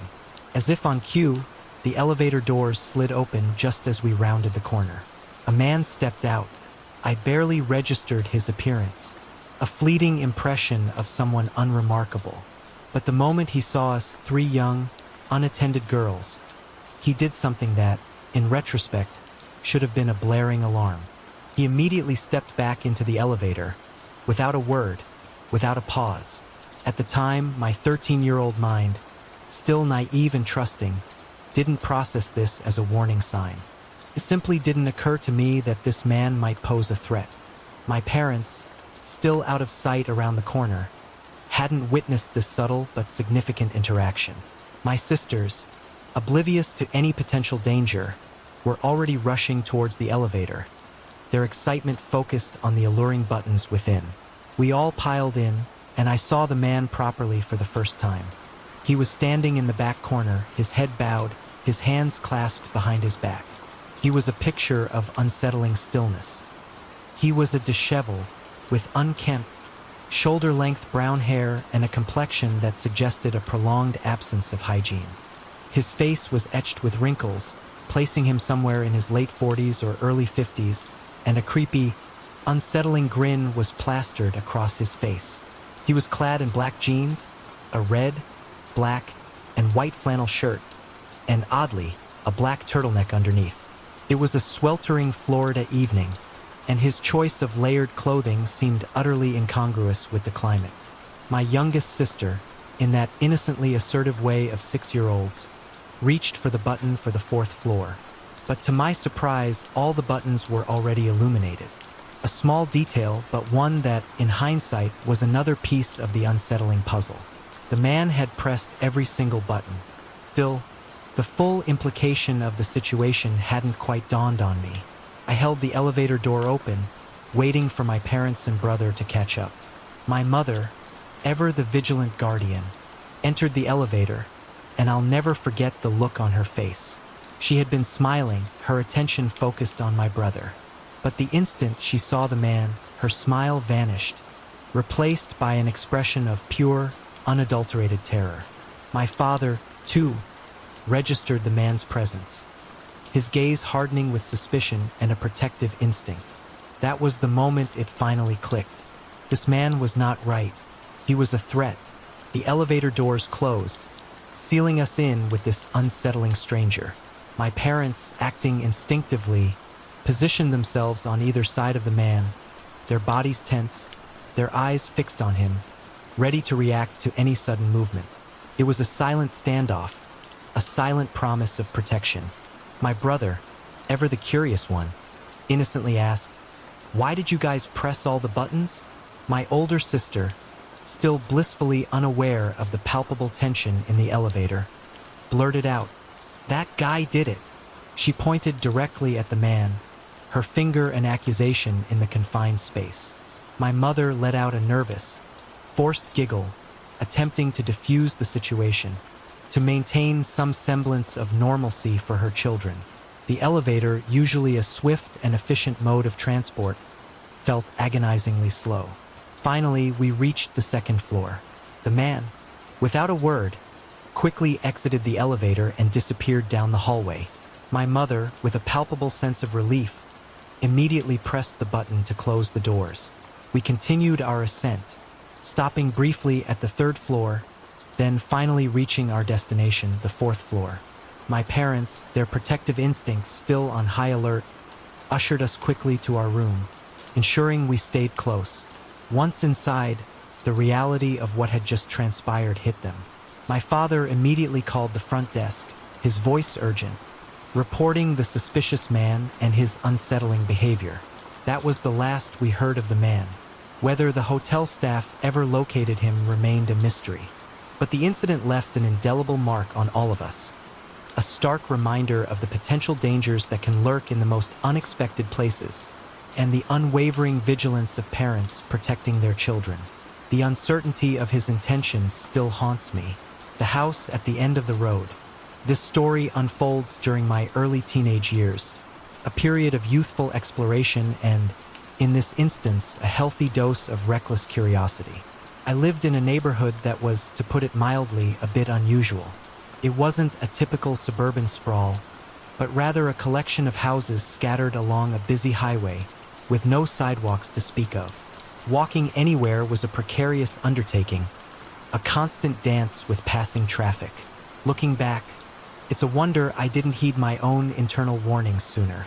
At the time, I had a small group of friends. Let's call them Daniel, Sarah, and Hazel. We were a self-proclaimed exploration squad, drawn to the allure of abandoned buildings and forgotten corners of our surroundings. It was a naive, somewhat dangerous pastime, fueled by the thrill of the unknown and the adolescent desire to push boundaries. Our inaugural expedition was to be an abandoned house located at the very edge of our neighborhood, a place that had long piqued our curiosity. We began our trek, carefully navigating the tall, unpleasant grass that bordered the highway, a far cry from a proper sidewalk. Years later, I would research this house, uncovering its history. It was built in the 1940s, a relic of a bygone era. It had been owned by an elderly man who, in the 1980s, had been forced to relocate to a nursing home. Since then, the house had stood empty, slowly succumbing to the ravages of time and neglect. We spent some time circling the exterior, our imaginations running wild with possibilities. Daniel, ever the bold one, suggested we venture inside. Sarah, the most cautious of our group, hesitated, her apprehension evident. She perched on the crumbling, mold-infested wooden steps of the porch, visibly processing the potential risks. I understood her concern. The possibility of encountering squatters, or worse, was a very real one. Before entering the house, our attention was drawn to an old well in the yard. It was a circular structure, built of stone, reminiscent of the ominous well from the horror movie, The Ring. A rotting piece of plywood covered the opening, a flimsy barrier against the unknown depths below. Daniel, in a display of reckless bravado, decided to test the integrity of the wood by stomping on it. His leg plunged through the decaying material, narrowly avoiding a potentially disastrous fall. Had he lost his balance, he would have tumbled into the well, a dark abyss filled with what I could only imagine were jagged rocks and who knows what else. He extracted his leg, acting as if nothing had happened, brushing off the near disaster with a nonchalant shrug. It was a testament to his youthful recklessness, a complete disregard for the potential consequences. We, caught up in the moment, proceeded to toss various objects into the well, old figurines, rocks, decaying flower pots, a childish, destructive impulse that I now regret. Finally, we steeled ourselves and entered the house. The moment we crossed the threshold, we were assaulted by a powerful, pungent odor. It wasn't merely the musty smell of an old, unoccupied building.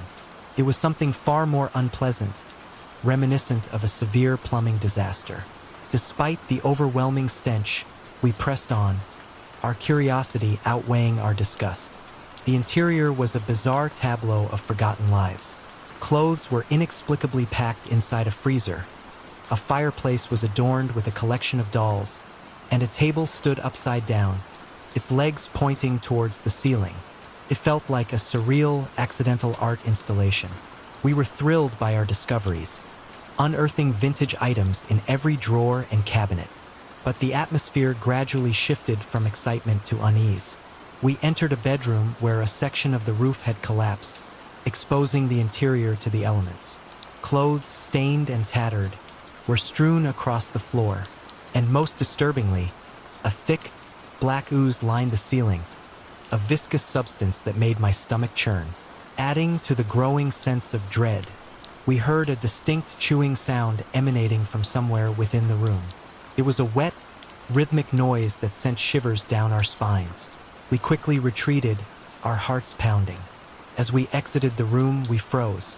In the corner of the doorway, we saw a shadow, a fleeting, indistinct shape that darted away before we could get a clear look. It vanished into the adjacent room, and we heard a muffled huff, followed by a cough. That was our cue to leave. Any lingering desire to explore was extinguished by the palpable sense of threat. But, being the foolish teenagers we were, we lingered on the property, hesitant to completely abandon our adventure. Then it happened. A man, clad in a scruffy, torn shirt and equally tattered gym shorts, emerged from the front door. We stood there, paralyzed with a mixture of fear and disbelief. How had he been there, inside the house, without us noticing him? The atmosphere shifted from eerie to outright horrific. He raised his arm, revealing a gruesome sight, a raw, gaping wound where a chunk of his skin should have been. Blood still dripped from the exposed flesh, a sickening testament to some unknown injury. And then, from somewhere else within the house, a voice, harsh and menacing, yelled, "Get the hell out of here!" That was all it took. We vanished, sprinting back down the road, our youthful bravado replaced by sheer, unadulterated terror. I haven't shared this story with my parents, even now, years later. The fear of their disapproval, the inevitable lecture about the dangers of our reckless behavior, still holds me back. I haven't heard anything about that house since that day, and I can only imagine what those people inside would have done to us had they caught us. The memory remains a chilling reminder of the hidden dangers that can lurk in the seemingly ordinary. The unsettling silence. This story occurred back in the summer of 2016. A close friend from my elementary school days, someone I'll call Kevin, was going on vacation with his family. They needed someone to look after their pets, a dog and a cat, for 2 weeks. They'd always been generous with their payment for pet-sitting duties, and they extended an invitation for me to stay at their house, enjoy their food, and essentially have the run of the place. It was a welcome offer, a chance to escape my own routine and enjoy a bit of independence. To understand the setting, you need to picture a truly rural neighborhood. This wasn't just a house on the outskirts of town. It was a legitimate, established community, but located about 2 miles from the nearest town. The neighborhood itself was peaceful and unassuming, seemingly devoid of any unusual activity. During that summer, I was working a second shift job at a local factory, from 3 p.m. to midnight, weekends excluded. This meant my visits to Kevin's house to care for the animals were limited to mornings and early afternoons. The first unsettling occurrence happened only 2 days into my pet-sitting stint. I'd finished my factory shift and headed over to Kevin's house to let the dogs out. The dogs had been outside for about 10 minutes, and after ensuring their food and water bowls were full, I ushered them back inside. I was sprawled on the couch, debating whether to stay the night at the house. It was around 12:45 a.m., and fatigue was setting in. The television was on, providing a backdrop of noise. That's when I heard it. The house was typically very quiet. The animals were well-behaved and rarely made a fuss. So this sound, faint at first, was immediately noticeable. It was initially muffled by the television, but it gradually grew louder. My first thought was that one of the dogs was up to something, but as I focused my attention, I realized the sound was coming from the hallway leading to the bedrooms. It was the unmistakable sound of footsteps, slow, deliberate footsteps, as if someone were trying to be quiet, to avoid detection. By the time I fully registered the sound, the person, whoever it was almost at the end of the hallway, entering the main living room. My mind raced. Was I imagining things? Was it just the exhaustion playing tricks on me? But this was different. It was too clear, too distinct, to be a figment of my imagination. I was frozen on the couch, my heart pounding, listening as the footsteps drew closer. The person continued walking, traversing the living room, and finally stopped in the middle of the kitchen. I was too terrified to move, fearing that any sound I made would alert them to my presence. It felt like an eternity, the silence broken only by the sound of the television, though in reality, it was probably only about 30 seconds. Then the person turned around.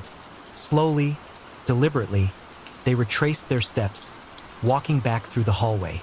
As they walked, the sound of their footsteps faded, gradually being drowned out by the television noise. I tried to rationalize what had just happened. I tried to convince myself that it was all in my head, a product of sleep deprivation and an overactive imagination. I started to calm down, my breathing returning to normal. Then I heard it again, the distinct sound of the master bedroom's sliding door, the one leading to the back deck, slowly closing. I froze again, my fear rekindled. I quickly checked the living room's sliding door, confirming that it was locked. Then, moving as quietly as possible, I went to the kitchen, grabbed a large knife from the knife block, and began a room-by-room search of the house. I had no real proof, just the sounds I'd heard, but I couldn't shake the feeling that someone was or had been in the house. I should have called the police, reported a potential intruder, but I hesitated, unsure of what to tell them. I cleared each room, my senses on high alert. When I reached the master bedroom, I checked the sliding door, the one I'd heard closing. The lock was broken. That was the final straw. I immediately left the house, placing the knife back in its block and leaving a light on for the animals. I drove home, my mind racing, my hands still trembling. I told my parents about the incident, but they dismissed it, attributing it to my tired mind playing tricks on me. But I couldn't shake the feeling that something was genuinely amiss. It had been too real, too vivid, to be a mere hallucination. The final, and perhaps most unsettling, occurrence happened just 2 days later. I was at the house around lunchtime, still unnerved by the previous incident. One of the dogs, prone to excitement-induced urination, had peed on my jeans when I picked him up to let him outside. Annoyed but undeterred, I let the dog out and removed my jeans, intending to clean them. I was standing at the kitchen counter, scrubbing at the denim, when an old man suddenly appeared, walking in from the laundry room. He stared at me, a creepy, unsettling smile on his face. We stood there, locked in a silent, awkward standoff, for what felt like an eternity, but was probably closer to 30 seconds. I glanced at the knife block, my mind instinctively calculating the distance, the potential need for self-defense. Finally, I broke the silence, my voice trembling slightly. "Who the hell are you?" He seemed taken aback by my question, his smile faltering for a moment. Then he recovered, explaining that he was the family's neighbor and had just wanted to see who was at the house, since the family hadn't mentioned who was watching their pets. I responded, my voice still laced with suspicion. "How do I know that's true? I can call them and verify that if you like." He agreed, and I made the call. I spoke to Kevin's mother, asking if the man's name was accurate and if he was indeed their neighbor. She confirmed his identity, apologizing profusely for the scare and assuring me that he wouldn't be coming by again. He scribbled his phone number on a piece of paper, offering it to me in case I needed anything, and then he left. I took the phone off speaker and continued talking to Kevin's mother.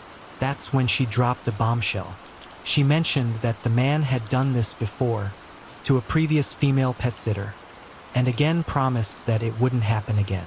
After hanging up the phone, I replayed the events in my mind, the recent incident and the one from 2 nights prior. A chilling thought took root.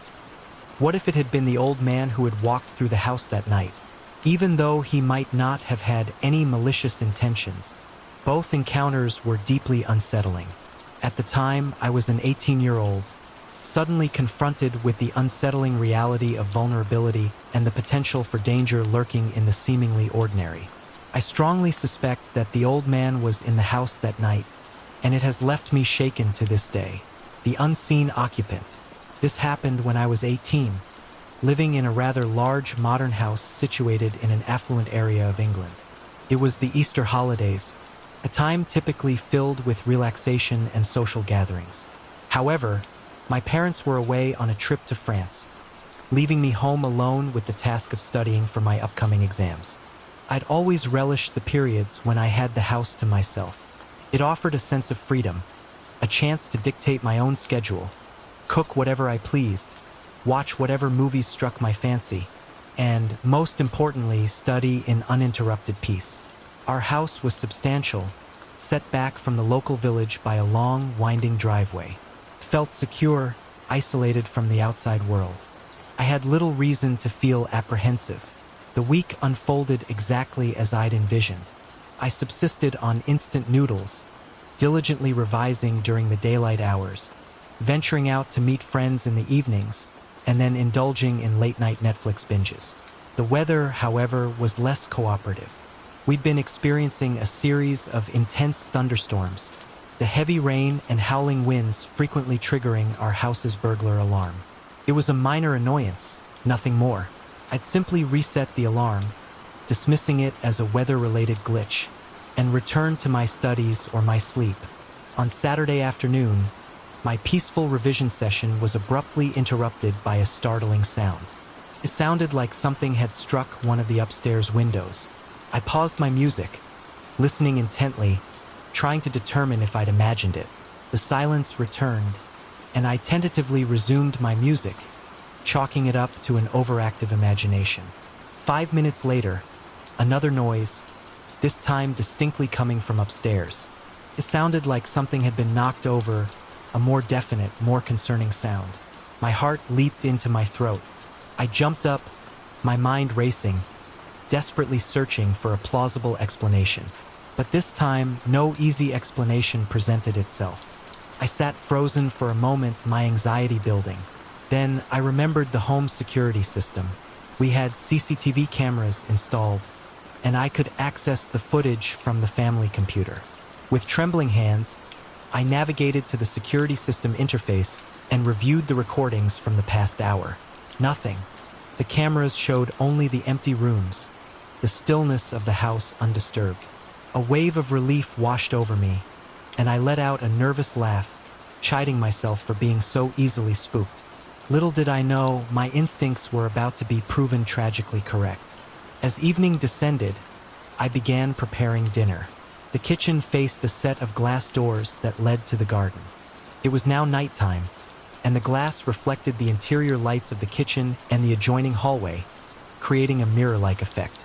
I was in the midst of plating my food, a simple meal prepared with the limited culinary skills of a teenager, when I glanced up at the reflection. And what I saw sent a jolt of pure, unadulterated terror through me. It wasn't just my own reflection staring back at me. There, standing in the hallway, was the unmistakable figure of a man. He was short and scruffy, his features indistinct in the reflected light. And he was holding something, an object I couldn't quite make out, in his hand. He was motionless, staring directly at me through the reflection, his gaze unwavering. My body went into full-fledged flight mode. I abandoned my dinner, sprinting across the kitchen towards the back door, flinging it open and bursting out into the cool night air. I ran, my lungs burning, my heart pounding, driven by a primal fear that overrode all rational thought. Fortunately, I had my phone in my pocket. I frantically dialed the police, my voice shaking as I explained the situation, my words tumbling over each other in a rush of panic. I hid behind a bush in the driveway, my eyes fixed on the house, waiting, dreading, for the man to emerge. Everything felt surreal, a blur of adrenaline and fear.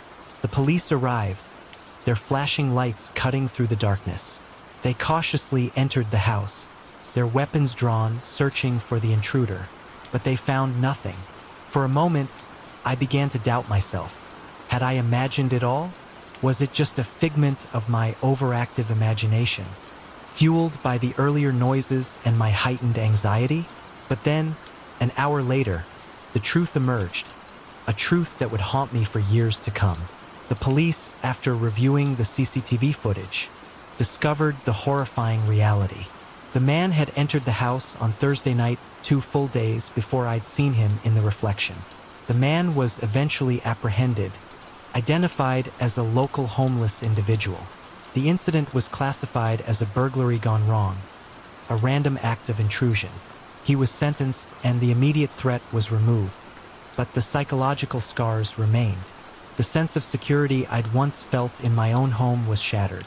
I could never again be truly comfortable being home alone. The knowledge that a stranger had been lurking within the house, unseen, for days, was a constant, unsettling presence in my mind. The image of his reflection, staring at me from the hallway, was seared into my memory, a chilling reminder of the unseen dangers that can invade even the most seemingly secure spaces. The whispers of Ward 13. The first unsettling occurrence wasn't the rhythmic beeping of a heart monitor, a sound nurse Evelyn Reed had grown accustomed to over her 15 years at Crestwood General Hospital. It was a faint, almost imperceptible tick, tick, tick, seemingly emanating from the far end of the darkened corridor leading to the hospital's abandoned wing. It was 11:47 p.m. on a chilly Tuesday in November. Evelyn, a practical and unflappable woman in her late 30s, was making her rounds in the newly renovated pediatric ward, a cheerful space filled with colorful murals and the soft murmur of sleeping children. The contrast between this vibrant environment and the desolate silence of the old wing was stark, unsettling. The old wing, designated Ward 13, had been scheduled for demolition for months. The hospital administration had erected temporary barriers, plastered "Do Not Enter" signs across every entrance, and even looped bright yellow caution tape around the hallways leading to it. The maintenance crew, a superstitious bunch, had to replace the tape regularly, claiming that meddling kids and curious interns kept tearing it down. Evelyn, however, suspected a different reason for the constantly disappearing tape. The tick, tick, tick continued, a steady, rhythmic pulse that seemed to burrow its way into her consciousness. It wasn't loud, but it was persistent, drawing her attention like a moth to a flickering flame. She checked her pager. Nothing. No alerts from any of her patients' rooms. The sound didn't match any of the hospital's standard equipment, not the monitors, not the ventilators, not the 4 pumps. Curiosity, a trait that had both served and plagued her throughout her career, gnawed at her. She shouldn't be hearing anything from Ward 13. It was supposed to be completely empty, stripped bare of all equipment months ago when the hospital had transitioned to the new wing. The power had even been cut, or so she thought. The corridor leading to Ward 13 stretched out before her, illuminated only by the dim, blue-tinged emergency lights that couldn't be switched off without disrupting the hospital's essential power grid. Her footsteps echoed loudly in the silence, the rubber soles of her nursing shoes squeaking against the polished linoleum floor. The tick, tick, tick grew slightly louder as she approached, still faint, but undeniably present. It seemed to be coming from room 427, a room at the very end of the corridor. Evelyn paused outside the room. The number plate on the door was crooked, hanging by a single screw. The name card slot was empty, but she could see the faint outline of where a name had once been. She reached for the doorknob, hesitating for a moment. Her rational mind told her to turn around, to go back to her rounds, to report the sound to maintenance in the morning. But the insistent tick, tick, tick, now accompanied by a faint hum, drew her in. She pushed the door open. A blast of frigid air hit her face, a stark contrast to the temperature-controlled environment of the rest of the hospital. The room was significantly colder, at least 10 degrees below the hallway. Evelyn shivered, pulling her cardigan tighter around her. She fumbled for the light switch, but flipping it produced no result. The backup generators weren't supposed to be powering this section of the hospital anymore. The only illumination came from the faint blue glow of the hallway emergency lights and a strange, pulsating luminescence emanating from the far corner of the room. Evelyn pulled out her phone, activating its flashlight function. The beam cut through the darkness, revealing a scene of utter desolation. The walls were stripped bare, revealing patches of exposed brick and crumbling plaster. Electrical outlets dangled precariously from their housings. Marks on the floor indicated where a hospital bed had once stood. But in the corner, defying all logic and reason, sat a fully functional patient monitoring system. The screen displayed a clear, crisp readout of vital signs, heart rate, blood pressure, oxygen saturation. The numbers fluctuated slightly, but they were undeniably there, readings from a living, breathing being. Except, there was no patient. The leads and sensors dangled loosely, unconnected to anything. Evelyn approached the monitor slowly, her shoes crunching on bits of fallen plaster and debris. The machine looked brand new, not like the older models that had been cleared out during the renovation. She examined the manufacturer's label, a recent production date, just a few months prior. This made absolutely no sense. New equipment, worth thousands of dollars, wouldn't just be left in an abandoned, unpowered room. And the wing had been sealed off for weeks, undergoing preliminary demolition prep. No one should have been able to get in here, let alone install a state-of-the-art patient monitor. The tick, tick, tick had stopped, replaced by the steady, rhythmic beep, beep, beep of the monitor, marking a slow, steady heartbeat. Evelyn reached out, her fingers hovering just above the screen. A jolt of static electricity leaped from the machine, shocking her. She recoiled, a gasp escaping her lips. The display flickered. The numbers changed. Heart rate, 150 BPM. Blood pressure, 180/100. Oxygen saturation, 75%. Warning alerts flashed across the screen, red and urgent. The beeping intensified, becoming faster, more frantic, the kind of sound that usually signaled a patient in critical condition, on the verge of cardiac arrest. But there was no patient. Evelyn took a step back, her own heart now racing in sync with the frantic beeping of the monitor. She felt a prickling sensation on the back of her neck, the hairs on her arms standing on end. The shadows in the room seemed to shift, to dance, responding to the flashing red warning lights. The temperature dropped further, noticeably colder than before. She could see her breath forming small, white clouds in the beam of her phone's flashlight. Then, with a loud bang, the door slammed shut behind her. Evelyn whirled around, her heart leaping into her throat. She rushed to the door, grabbing the handle, but it wouldn't turn. The metal felt ice cold against her palm, a chilling, unnatural cold that seeped into her bones. She pulled harder, throwing her weight against the door, but it remained firmly shut. Locked. The monitor's alarms reached a fever pitch, the beeping now a continuous, high-pitched wail.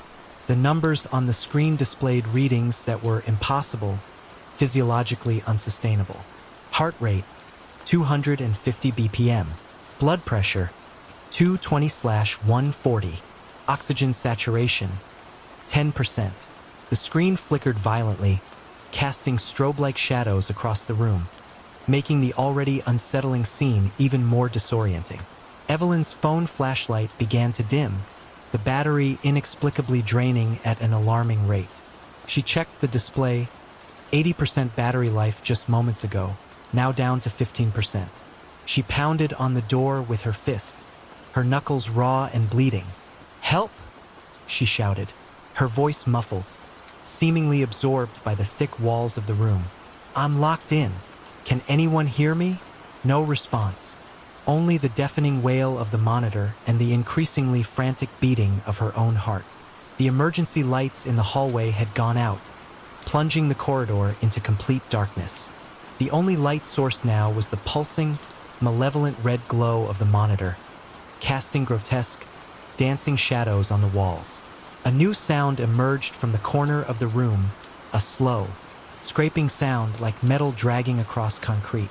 Evelyn turned slowly, pressing her back against the frigid door, her breath coming in short, panicked gasps. In the strobing red light, she saw it. The monitor was moving. It was sliding slowly, inexorably, across the floor, towards her. The loose leads and sensors trailed behind it, writhing like snakes, reaching out into the empty air. Her phone died completely, plunging the room into near-total darkness. broken only by the harsh, pulsating red light of the monitor. The temperature had dropped so low that ice crystals were forming on the walls, glittering like tiny, malevolent eyes. Evelyn couldn't feel her fingers anymore. Her breath froze in front of her face, forming a thick, white cloud. The scraping sound grew louder, closer. The monitor continued its slow, relentless advance. The vital signs on the screen changed again. This time, they mirrored her own: a racing heart rate, skyrocketing blood pressure, plummeting oxygen saturation. Exact matches. But nothing was connected to her. Nothing could be connected to her. The leads stretched out further, reaching, grasping, seeking. Evelyn screamed, a raw, primal scream of pure terror. She threw herself at the door again, slamming her shoulder against it with all her remaining strength. The wood began to crack, splintering around the frame. The monitor was less than 3 feet away now, its sensors almost touching her. With one final, desperate push, fueled by adrenaline and sheer terror, the door frame shattered, and Evelyn burst out into the hallway. She didn't look back. She ran, her footsteps thundering down the empty corridor, the frantic beeping of the monitor fading behind her. But the image of that moving machine, those reaching leads, burned into her mind. She didn't slow down until she reached the newly renovated pediatric ward, collapsing against the nurse's station, gasping for air, her body trembling uncontrollably. Nurse Sarah Jenkins, a young, fresh-faced graduate, rushed to her side, her expression filled with concern. "Evelyn, what happened? You look like you've seen a ghost." Evelyn opened her mouth to speak, to explain the impossible, terrifying events of the past hour, but the words wouldn't come. How could she possibly describe what she had witnessed? Who would believe her? She herself could barely believe it. I'm fine," she managed to stammer, her voice shaky and uneven. "Just thought I heard something in the old wing. Probably just rats." Sarah frowned, her eyes scanning Evelyn's disheveled appearance, her bloodied knuckles, her sweat-soaked uniform. "Rats? Evelyn, the old wing is sealed off. The demolition crew started prep work last week. Nobody's supposed to be in there, right?" Evelyn said, forcing a weak smile. Must have been my imagination. But she knew it wasn't her imagination. She knew what she had seen, what she had felt. The rest of her shift passed in a blur of routine tasks and forced normalcy. She checked vital signs, administered medications, comforted anxious parents. But every time she heard a monitor beep, she flinched, her heart rate spiking. When dawn finally arrived, she practically fled the hospital, running to her car, her keys jingling nervously in her trembling hand. She called in sick the next day and the day after that. She couldn't face going back, couldn't face the thought of that abandoned wing, that room, that thing. On the 3rd day, she drove past the hospital, her hands gripping the steering wheel tightly. She saw the demolition crew working on the old wing, the wrecking ball swinging, tearing down walls, reducing the structure to rubble. A week later, the old wing was completely gone. Nothing remained but a pile of debris, slowly being cleared away by heavy machinery. Nobody mentioned finding any medical equipment in the wreckage. Nobody reported any strange occurrences. Evelyn tried to convince herself it had all been a hallucination, a product of stress and exhaustion. But deep down, she knew better. She eventually returned to work, but she requested a transfer to the day shift, refusing to work nights ever again. The new wing hummed with activity, filled with the sounds of life, the chatter of nurses, the cries of babies, the reassuring beeping of normal monitors. But sometimes, when she was alone, she would hear it, a faint, almost imperceptible tick, tick, tick, seemingly coming from nowhere and everywhere at once. And she would remember. She never told anyone the full story of what happened that night. Who would believe that a patient monitor, unplugged and abandoned in a sealed-off room, had come to life? That it had moved on its own, its leads reaching out like grasping tentacles? That it had somehow mirrored her own vital signs, even though nothing was connected to her? Sometimes, she almost convinced herself it had been a hallucination, a stress-induced breakdown triggered by sleep deprivation and the unsettling atmosphere of the old wing. But then she would remember the ice-cold touch of the doorknob, the splintering wood, the feeling of those phantom leads brushing against her skin. The demolition team finished clearing the site a few months later. They built a new parking structure where the old wing had once stood. But Evelyn avoided parking there, especially at night. She always chose a spot on the street as far away from the new structure as possible. Because sometimes, when she parked her car for the night shift before her transfer, she swore she could hear a faint beep, beep, beep coming from underground. A slow, steady rhythm that echoed in the silence of the parking garage. And her car's electronics always seemed to malfunction in that area. The radio would turn to static, the dashboard lights would flicker, the battery would drain inexplicably fast. One day, they installed new patient monitors in the intensive care unit, state-of-the-art equipment, the latest model. Evelyn recognized them immediately. They were the same model as the one she had seen in room 427. She requested a transfer to the maternity ward, effective immediately. Let someone else deal with the beeping machines in the ICU. She had had enough of unexplained phenomena. She tried to put the whole experience behind her, to focus on the present, on the joy of new life, on the comforting routines of her new assignment. But the memory, like a persistent scar, remained. And sometimes, when she was checking the vital signs of a newborn baby, she would notice something strange. The numbers on the baby's monitor would, for a split second, match her own heart rate exactly. Just a brief glitch, a momentary flicker, so fast she could almost dismiss it as her imagination.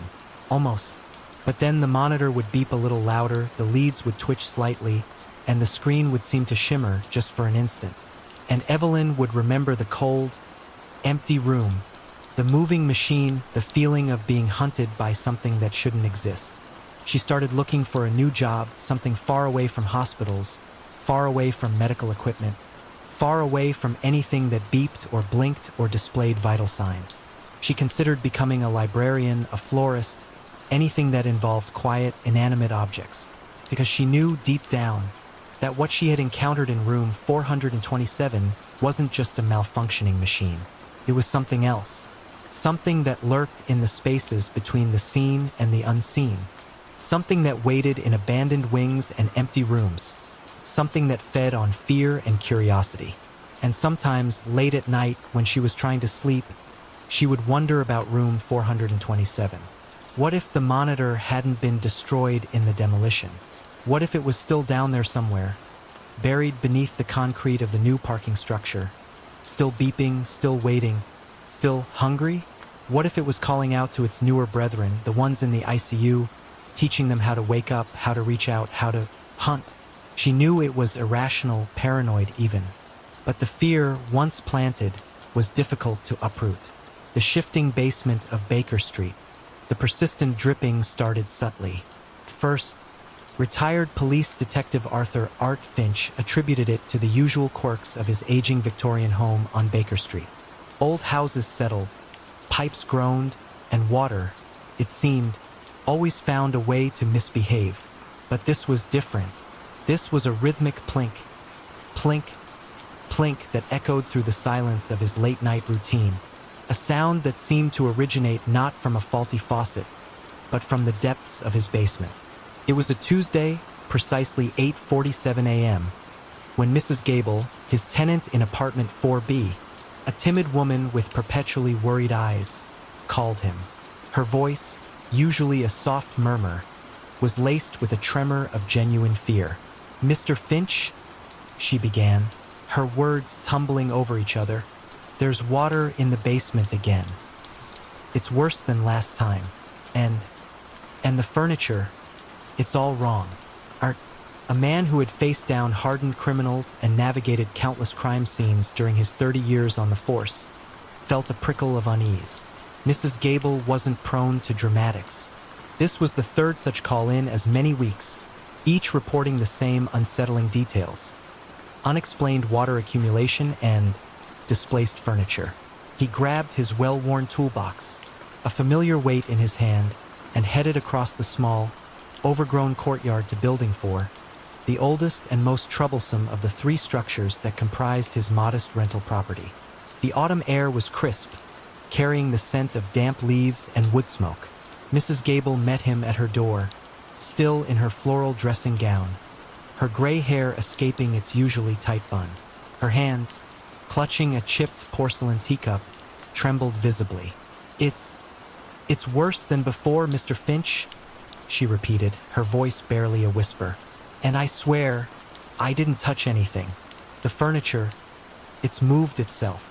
Art followed her to the basement stairs, his senses on high alert. He flipped the light switch. The single fluorescent bulb flickered hesitantly, casting a harsh, unflattering light over the damp, musty space. The air below was noticeably colder, a damp chill that seeped into his bones. The usual scent of old concrete and mildew was overlaid with something else, a faint, almost metallic odor, like stagnant pond water mixed with rust. The concrete floor at the bottom of the stairs was dry, but Art could hear the plink, plink, plink clearly now, echoing from the far corner of the basement, where Mrs. Gable's storage unit was located. He walked towards it, his heavy boots sounding unnaturally loud in the silence. He noticed, with a growing sense of unease, that the sound didn't echo normally. It bounced off the walls in a strange, distorted way, as if the dimensions of the basement were shifting. He reached Mrs. Gable's storage cage. The padlock was still securely fastened, but inside, chaos reigned. An antique armchair, usually covered in a protective plastic sheet, was balanced precariously on top of 3 stacked cardboard boxes, leaning at an angle that defied gravity and logic. A heavy oak bookshelf had been turned upside down, yet the books remained on the shelves, as if glued in place. A small, ornate table was positioned on its side, 2 legs pointing straight up into the air. "See, Mr. Finch?" Mrs. Gable's voice, shaky and high-pitched, made him jump. He hadn't heard her follow him down. "I didn't touch any of it. It was all normal yesterday. I swear. I just came down to get some extra blankets." Art pulled out his flashlight, its powerful beam cutting through the dimness. He shone it into the corners of the storage cage. That's when he saw the water. It wasn't a flood, not even a puddle in the traditional sense. It was a series of perfectly circular pools of water, each about 2 feet in diameter, scattered across the concrete floor. There were no pipes overhead, no cracks in the walls, no logical source for the water. And the concrete surrounding each pool was completely dry. He unlocked the cage and stepped inside, the metallic tang in the air growing stronger. The water in the pools was clear, unnaturally so, and it seemed deeper than it should be. He couldn't see the bottom, even with the flashlight shining directly into it. "When did you first notice this, Mrs. Gable?" he asked, keeping his voice calm and measured, the way he used to when questioning witnesses. "Around 6 this morning," she replied, her voice trembling. "I came down, and the furniture was like this. There was only one puddle then, near the back. But they keep appearing. Every hour or so, there's a new one." Art crouched down beside the nearest pool, his knees creaking in protest. He reached out, cautiously, and dipped his finger into the water. It was ice cold, but more than that, it felt wrong. It had a strange viscosity, a density that reminded him of mercury, not water. And when he pulled his finger out, it was completely dry. No trace of moisture remained. The plink, plink, plink was louder now, almost deafening, but he still couldn't pinpoint its source. It seemed to be coming from all directions at once, as if the very walls of the basement were weeping. He stood up, his mind racing. This wasn't a plumbing problem. This was something else entirely. "Mrs. Gable," he said, his voice firm, "I want you to go back upstairs. Call the building manager, Mr. Thompson, and tell him we need a plumber. Actually, tell him we need several plumbers. And a structural engineer." He turned to face her, but she was gone. The basement stairs, which had been directly behind him just moments ago, were no longer there. In their place was a solid concrete wall. Art felt a surge of adrenaline, a familiar feeling from his days on the force, but this time it was tinged with something else, a cold, creeping dread. He shone his flashlight on the wall, examining it closely. It was solid concrete, old and stained, but undeniably there, where moments before there had been a staircase. The fluorescent light above flickered, then died, plunging the basement into near-total darkness. In the sudden silence, broken only by the incessant plink, plink, plink of the dripping water, Art heard something else, a soft, almost imperceptible splash, coming from one of the pools of water. He quickly switched on his flashlight. The beam cut through the darkness, revealing the pools of water. They were larger now and closer together, and one of them was moving. The surface of the pool closest to him rippled, bulging upwards, as if something were trying to push its way through from below. Art backed away, his heart pounding in his chest.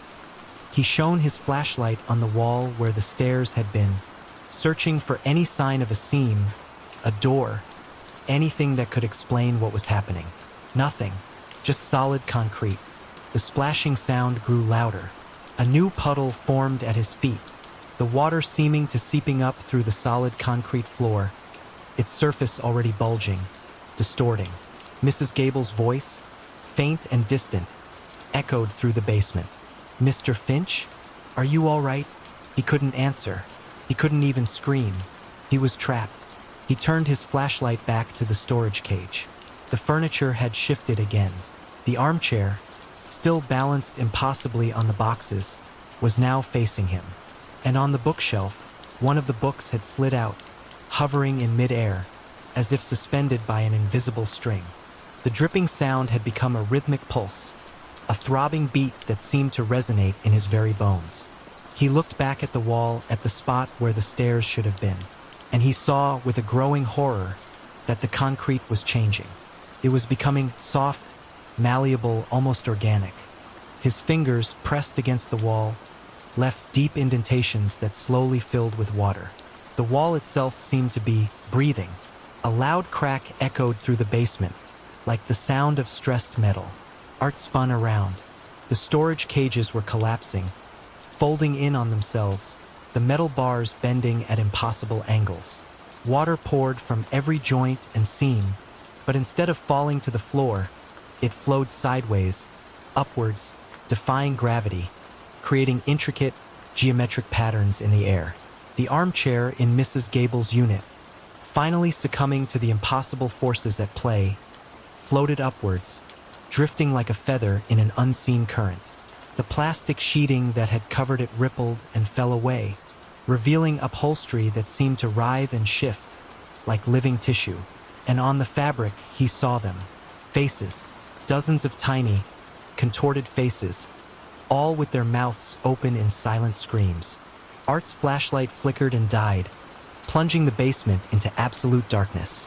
The only sound was the roar of the rushing water, now a torrential downpour that flowed in every direction except down, and the soft, sickening creak of bending metal. He fumbled for his phone, his hands shaking so violently he could barely hold it.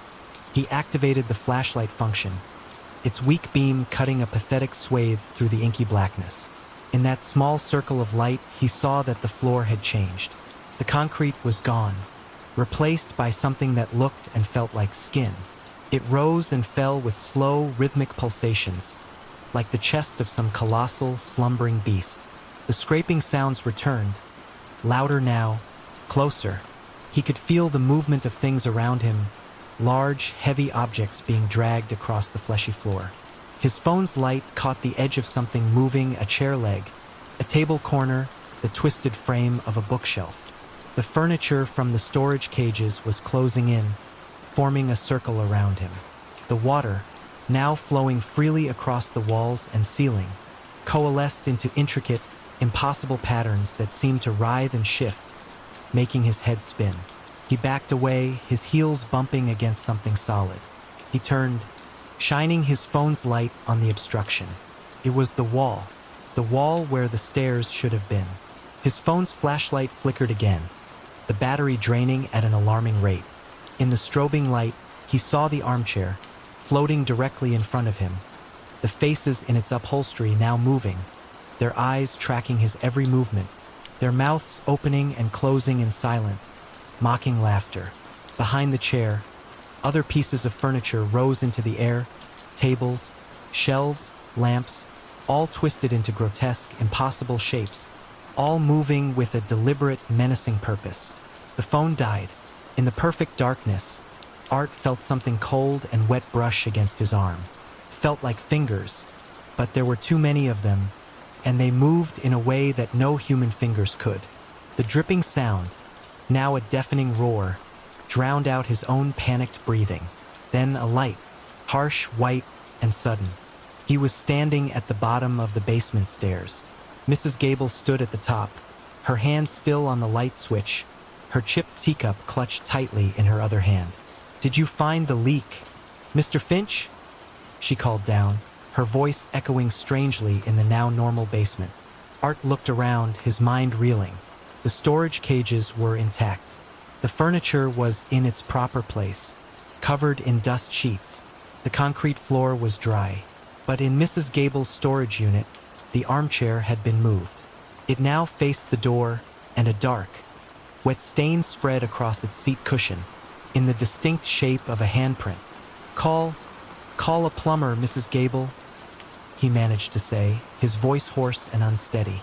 "Actually, call several, and don't come down here again. Not alone. Not ever." He climbed the stairs quickly, his legs feeling weak and unsteady. At the top, he turned for one last look. A single pool of water had formed in the center of the basement floor. As he watched, a ripple spread across its surface, as if something far below had shifted in its sleep. He slammed the door shut and locked it. He could hear the plink, plink, plink starting again, behind the thick wooden door. Art didn't wait for Mrs. Gable to respond. He practically ran out of the building, his keys jingling frantically in his trembling hand. He had 15 other maintenance calls to attend to that day, a list of minor repairs and routine checks, but he couldn't bring himself to face them. Not yet. He drove straight to the building manager's office, a small, nondescript building a few blocks from the apartment complex. He found Mr. Thompson, a portly man with a perpetually stressed expression, hunched over a stack of paperwork. Without preamble, Art dropped his keys on the desk. The metallic clatter startled Thompson, who looked up, his eyes widening in surprise. "I quit," Art said, his voice flat and emotionless. Thompson started to protest, sputtering about notice periods and contractual obligations, but Art cut him off. "I'm done," he repeated, his gaze unwavering. "Effective immediately." He turned and walked out, leaving Thompson staring after him in bewildered silence. In his rearview mirror, as he drove away, Art saw Building 4 receding into the distance. Just before he turned the corner, he thought he saw something moving in Mrs. Gable's basement window, a dark, amorphous shape, like water flowing upwards. But he dismissed it as a trick of the light, a product of his frayed nerves. He never went back. 3 days later, he read a small article in the local newspaper. Building 4 of the Baker Street apartments had been evacuated due to severe structural concerns. The article mentioned unexplained water damage in the basement and unusual phenomena that engineers couldn't account for. Mrs. Gable was quoted, her words rambling and incoherent, about furniture moving on its own, strange sounds, and something alive in the walls. The building was eventually demolished. The crew hired for the job quit halfway through, claiming their equipment kept malfunctioning, that they found puddles of water in sealed rooms, and that the basement was wrong. They ended up filling the basement with concrete, pouring it in until it overflowed, using twice the amount the space should have theoretically held. Sometimes Art would drive past the site late at night. It was now an empty lot, fenced off and overgrown with weeds.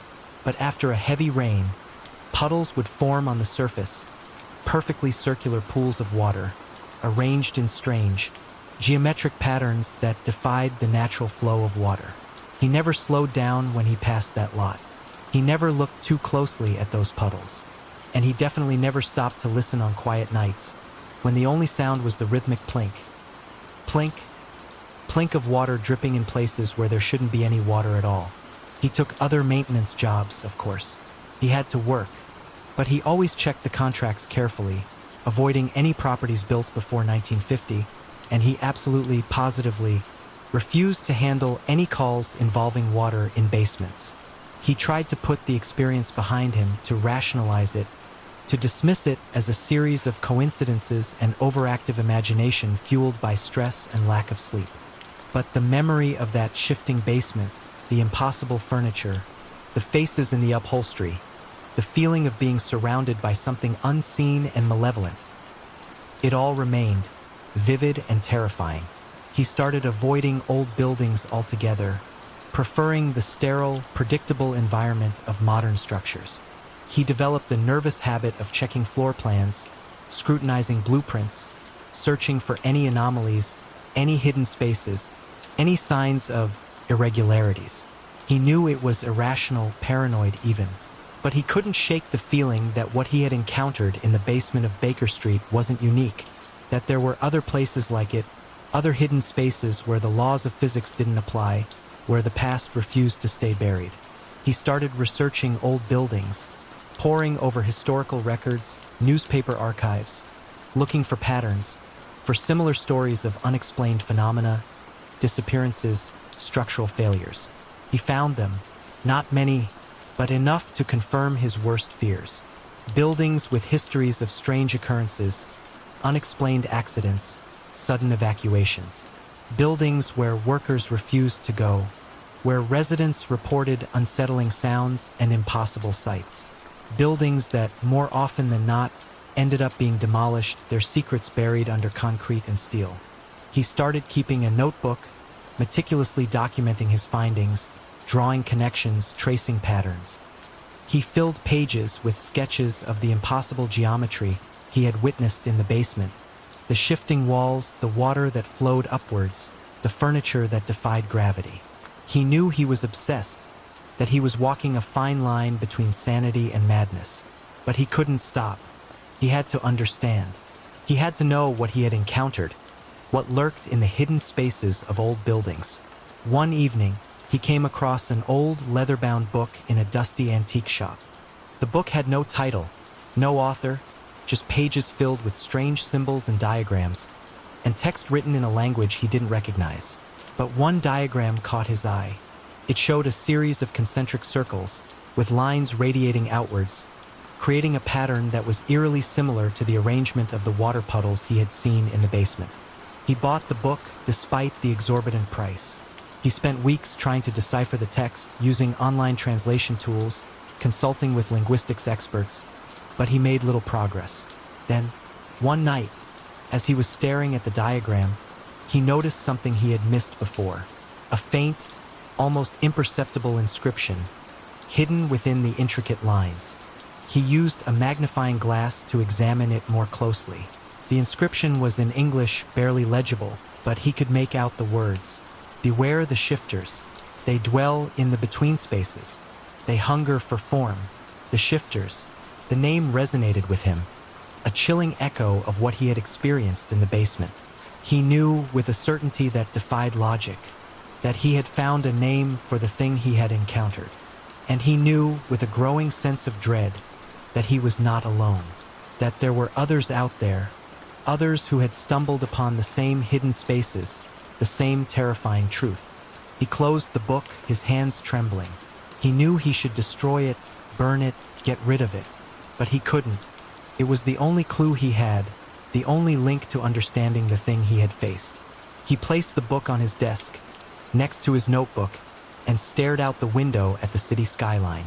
The buildings, tall and imposing, seemed to shift and sway in the twilight, their windows like dark, unseeing eyes. He knew they were out there, the shifters, waiting, in the between spaces, hungry, and he knew that sooner or later he would encounter them again. The stolen laptop. This story began and ended abruptly, the day after I completed my final exam at the local community college. It's a tale that blurs the lines between stalking and a bizarrely targeted burglary. leaving me with a lingering sense of unease and violation. I'd been incredibly anxious about one particular class, fearing I might fail and jeopardize my chances of receiving my Associate of Arts degree. The relief I felt when I checked my phone and saw that I'd passed was immense. It was a moment of pure, unadulterated joy. I was at the pool of my apartment complex, celebrating with friends and roommates. We were a close-knit group, and this was a significant milestone for all of us. It was 3 days before the official graduation ceremony, and we decided to make the most of our remaining time together before we scattered to pursue our individual paths. As the evening progressed, we opted to stay in rather than go out. We invited a few more people over, turning it into a small, impromptu celebration. Around 2 a.m., people started to drift off to bed. The remaining group consisted of my 2 roommates, their respective partners, and one other close friend. Our apartment was conveniently located on the first floor, adjacent to the pool. Feeling restless, we decided to take a late-night swim. Afterward, I was ready to call it a night, content to relax inside for the remainder of the evening. My roommates and the other friend, however, decided to head out for a while, a common occurrence that didn't raise any alarms. I grabbed some food and retreated to my room, planning to unwind until they returned. The layout of my room was significant. It was situated at the very back of the apartment, the farthest point from the front door and the patio. To reach my room, one had to traverse the entire apartment, passing through the kitchen and living area. Our apartment complex was located near the front entrance, close to the pool. At the time, the main gate was perpetually open, a consequence of some malfunction. I'd never felt particularly unsafe living so close to the entrance, until this night. My room had one large window, offering a clear view of the interior if the blinds or curtains weren't drawn. My closet had mirrored doors, which, from a certain angle outside the window, provided a panoramic view of almost every corner of my room. As I waited for my friends to return, I drifted off to sleep. The last time I checked the clock, it was around 3:30 a.m. A crucial detail, one that would later haunt me, was that my bedroom light was on when I fell asleep. The next time I awoke, it was approximately 5:30 a.m. My eyes fluttered open to a disorienting sight. Slow, intermittent flashes of light were illuminating a corner of my room, as if a strobe light had been activated. I was initially confused, groggy from sleep, assuming it was my friends returning and playing a prank. But as my vision adjusted, I realized, with a chilling surge of fear, that the room was now dark, and the source of the flashes was not a strobe light. It was a man, at least 6 feet tall, wearing a green hoodie, standing in the corner of my room near my closet. He was holding a phone, its camera flashing as he took pictures of me. He didn't seem to realize I'd woken up. The reality of the situation crashed down on me with the force of a tidal wave. I stammered, "What the hell?" Instead of running out, as any rational intruder might do, the man calmly lowered his phone and walked out of my room, not uttering a single word, not showing any sign of panic. He simply strolled out, as if he had every right to be there. In a moment of foolish bravery, fueled by outrage and adrenaline, I ran after him, yelling, "Hey!" I reached the front door, but he was gone, vanished. I rushed back inside, my heart pounding, and woke up my roommates, frantically asking if they'd been messing with me. When they denied any involvement, I called the police. As I surveyed my room, searching for any sign of what had just transpired, I noticed something missing: my laptop. The sheer absurdity of it struck me. My laptop had been in the farthest corner of my room. In the kitchen, on the counter, were 3 other laptops, 2 wallets, and an expensive $300 speaker. Yet, the only item stolen from the entire apartment was my laptop. Later, I discovered that neither the front door nor the patio door had been locked that night, a careless oversight that had allowed the intruder easy access. The police were unable to locate the man or recover my laptop. What made the situation even more disturbing was the fact that the SIM card from my camera was inside the laptop. This meant that all my personal photos, a collection of cherished memories, were now in the possession of this unknown intruder. A few days later, as I was preparing to move out, I experienced another unsettling moment. As I was packing my car, dusk settling in, I happened to glance up at the apartment above mine. And there, through the blinds, I saw it. The exact same tapestry that had been hanging in my room. A distinctive design featuring two wolves howling at a black and white moon. The man was never found. I never saw his face, a fact that continues to haunt me. I never recovered my laptop or my SIM card.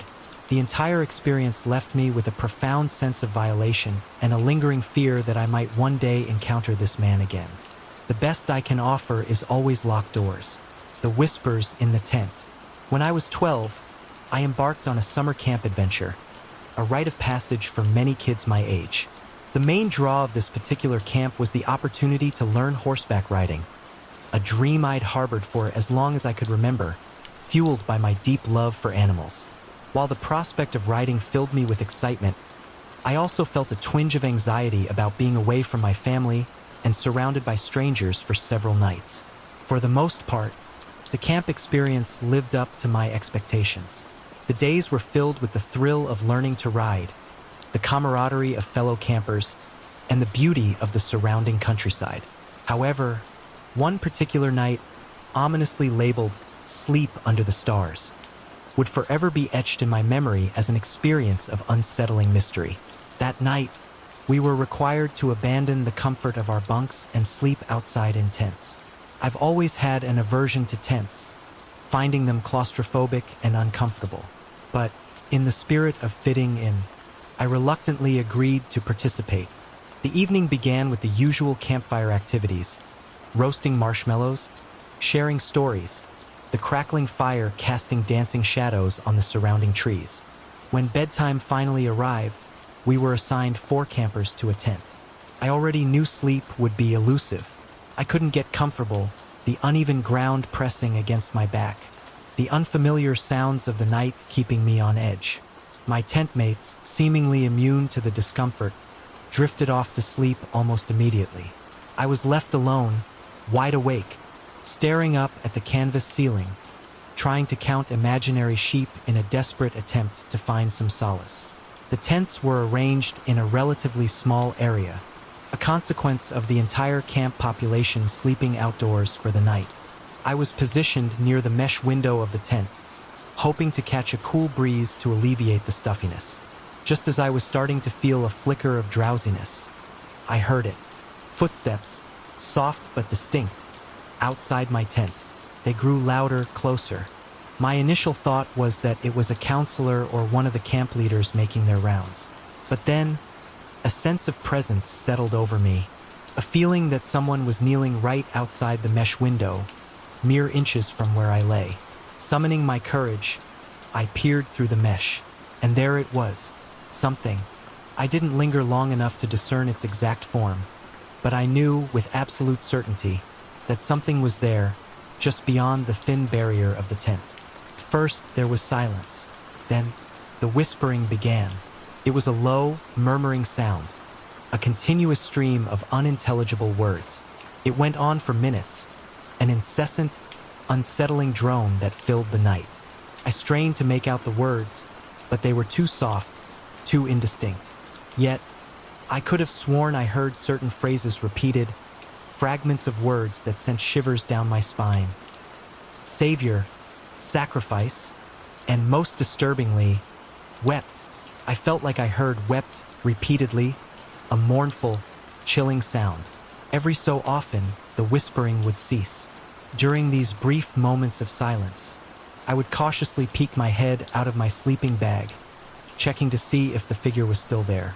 And it always was, kneeling, silent, its presence a palpable weight just outside the tent. The whispering and mumbling continued, on and off, throughout the night. I made several desperate attempts to wake up my tent mates, shaking them, whispering their names, but to no avail. They slept soundly, oblivious to the unsettling drama unfolding just inches away. Eventually, during one of the periods of silence, exhaustion finally overcame me. Despite my fear, I drifted off to sleep, a fitful, uneasy slumber. When I awoke again, the figure was gone. But about 5 minutes later, the eerie silence was broken by another sound. I was awoken to a loud shriek, with a loud gust of wind. The next morning, I recounted my experience to anyone who would listen, asking if they'd heard or seen anything unusual during the night. But no one had. I was the sole witness to the night's unsettling events. I know I wasn't dreaming. I saw something, heard something that night. I hesitate to label it as non-human, because there was nothing overtly supernatural about it. But what kind of person would kneel outside a tent for hours, whispering unintelligible words under their breath? The question remains unanswered, a chilling mystery that lingers in my memory. As terrified as I was, I am grateful the experience never happened again. The Masked Motorcade. The events of this story unfolded several years ago, during what would turn out to be the last family vacation we ever took. Every summer, we'd make the drive to a beautiful tourist area on the coast, a few hours from our hometown. It was a tradition, a chance to escape the everyday and indulge in the pleasures of the seaside, fresh seafood, sandy beaches, and the soothing rhythm of the ocean waves. This year, however, we decided to do things a little differently. Instead of leaving in the morning, we opted to depart in the middle of the night after my father, William, finished his work shift. The idea was to arrive at our destination by 7 a.m., maximizing our time at the beach. The first part of the journey was uneventful, even pleasant. My sister, Clara, my mother, Susan, and I all managed to get some sleep, lulled by the darkness and the gentle hum of the car. I live on the northeastern coast of the United States, and a significant portion of the drive consisted of seemingly endless stretches of trees and mountains. In the darkness, it was surprisingly serene, a calming landscape that encouraged sleep. A little after 3 a.m., I was jolted awake by my father's voice, a sharp, curse-laden exclamation that cut through the quiet of the car. I sat up, my heart rate quickening, and asked if everything was all right. He responded with a forced calmness that didn't quite mask the underlying tension in his voice. "Yeah, honey, go back to sleep." But my instincts told me something was wrong, and almost immediately my suspicions were confirmed. My father swerved the car so violently that I thought Clara, who was sitting by the window, might be thrown against the glass. That's when the true horror began. My mother, now fully awake, yelled at my father, demanding to know what was happening. And that's when he revealed the chilling truth. A Jeep, he explained, had been tailgating us for about an hour. Every time he changed lanes, the Jeep followed suit, mirroring our movements with unnerving precision. This was a time before cell phones were ubiquitous, so calling the police wasn't an immediate option. We decided to pull over at the next rest area and contact the authorities. We saw a sign indicating a rest area 2 miles ahead. Those 2 miles felt like an eternity, stretched out by the growing fear and the knowledge that we were being deliberately harassed, perhaps even pursued, by someone with unknown, potentially malicious intentions. We reached the 24-hour rest area and pulled into the front parking area, hoping for safety in numbers, for the presence of witnesses. The Jeep followed us, its headlights casting an ominous glow in the darkness. I've never experienced such raw, unadulterated terror. My mother, sister, and I scrambled out of the car, heading for the relative safety of the rest area building, intending to call the police. My father, brave and protective, remained outside, ready to defend his family. And then I saw them, the occupants of the Jeep. It was a navy blue vehicle, and 5 figures emerged. They were all wearing white masks, blank, expressionless masks adorned with different, bizarrely cheerful artwork. It was a scene straight out of a nightmare, a surreal and terrifying tableau. They stood there, silently, waving at my father. One of the figures appeared to be holding something, but in the dim light, I couldn't be sure what it was. And then, in a moment of sheer, unbelievable luck, a patrol car pulled into the rest area. The sudden appearance of law enforcement seemed to break the spell. The masked figures, without a word, retreated to their Jeep and sped away. We flagged down the officer, our voices trembling as we recounted the harrowing experience, providing a detailed description of the vehicle and its occupants. We ended up staying at the rest stop until dawn, too shaken to continue our journey in the darkness. We eventually reached our destination, but the vacation was tainted by the lingering fear and the unanswered questions. Why would a car full of masked individuals follow us for an entire hour? What were their intentions? And what would have happened if that patrol car hadn't appeared, seemingly out of nowhere? The image of those masks, those blank, smiling faces, remains seared into my memory, a stark reminder of the unpredictable, sometimes terrifying, nature of the world, and the vulnerability we all face on the open road. I can only hope to never encounter such deliberate malice again. The figures in the fog of Firelight Road. The first unsettling sign wasn't the complete absence of traffic on Firelight Road, a stretch of highway notorious for late-night truckers. It was the sudden, unnerving silence. The crickets, usually a deafening chorus in the rural Pennsylvania countryside, had abruptly stopped their chirping. Then the frogs, their rhythmic croaking a constant backdrop to the night, fell silent as well. It was 11:47 p.m. Ethan Cole, a night security guard at the sprawling Morgan's Ridge construction site, 50 miles from the nearest town, was making his rounds. He'd held this job for a little over 3 months, a temporary gig while he looked for something more permanent, something that didn't involve spending his nights alone in the middle of nowhere. The previous guard, a man named Davies, had quit without notice, leaving behind only a cryptic note that read, "Don't trust the mirrors." Ethan had initially dismissed it as the ramblings of a crazy person, but the note's unsettling message had stuck with him. The construction site was vast, a sprawling expanse of half-finished concrete foundations, towering cranes, and piles of building materials, all bathed in the harsh white glare of portable floodlights. The project, a massive hydroelectric dam, had been plagued by delays, protests, and rumors of unexplained accidents. Ethan had a routine: check the perimeter fence, monitor the security cameras, patrol the equipment yard, make sure no one was sneaking in to steal copper wire or vandalize the machinery. Simple, monotonous, and usually uneventful. Tonight, however, felt different. The silence was oppressive, pressing down on him like a physical weight.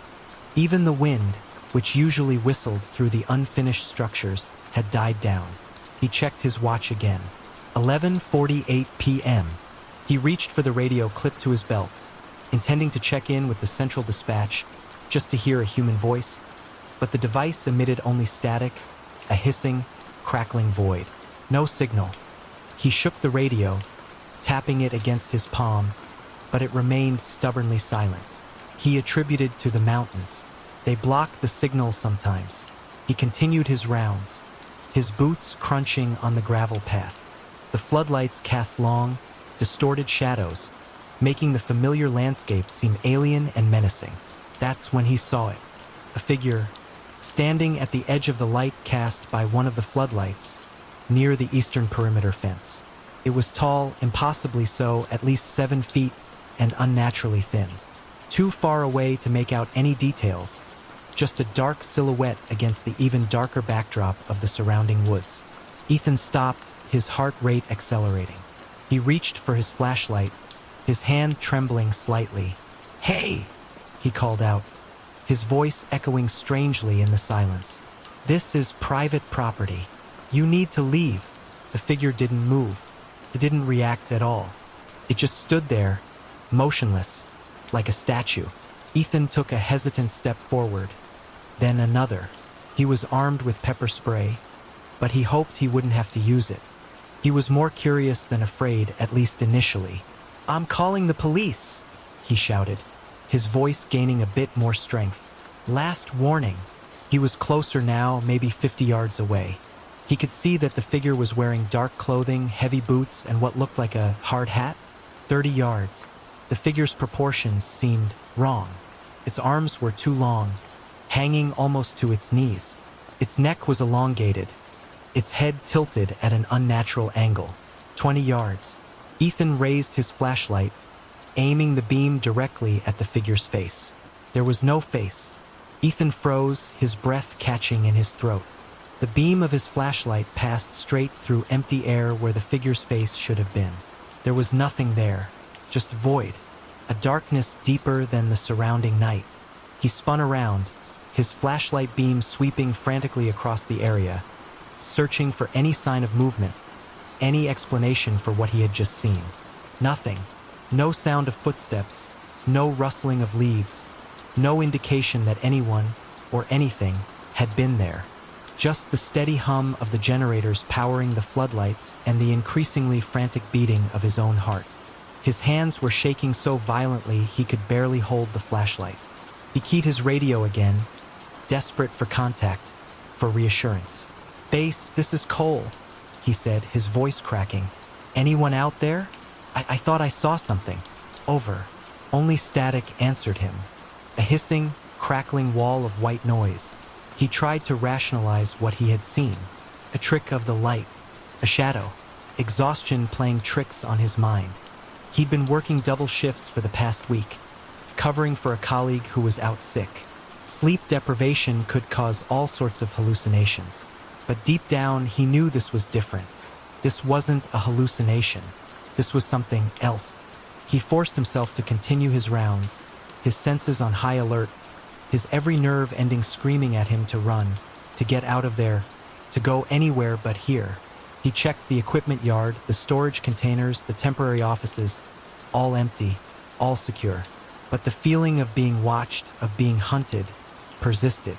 As he approached the main office trailer, he saw something that made his blood run cold. Footprints. Large, muddy footprints, leading from the eastern perimeter fence, the same direction where he had seen the figure, straight to the office door. The mud was still wet, glistening in the harsh glare of the floodlights, but it hadn't rained in days. The ground was dry, almost dusty. Ethan followed the footprints, his flashlight beam illuminating each distinct impression. They were too large to be human, at least a size 13 or 14, and the tread pattern was unfamiliar, unlike any work boot he had ever seen. The footprints stopped at the office door. The door was locked, just as he had left it. But on the metal surface, near the handle, he saw something else. A series of scratches, deep gouges in the paint, forming a pattern that made his stomach churn. It looked like a symbol, a crude, angular symbol he didn't recognize. He took out his phone, intending to photograph the scratches, but the screen was black, dead. Impossible.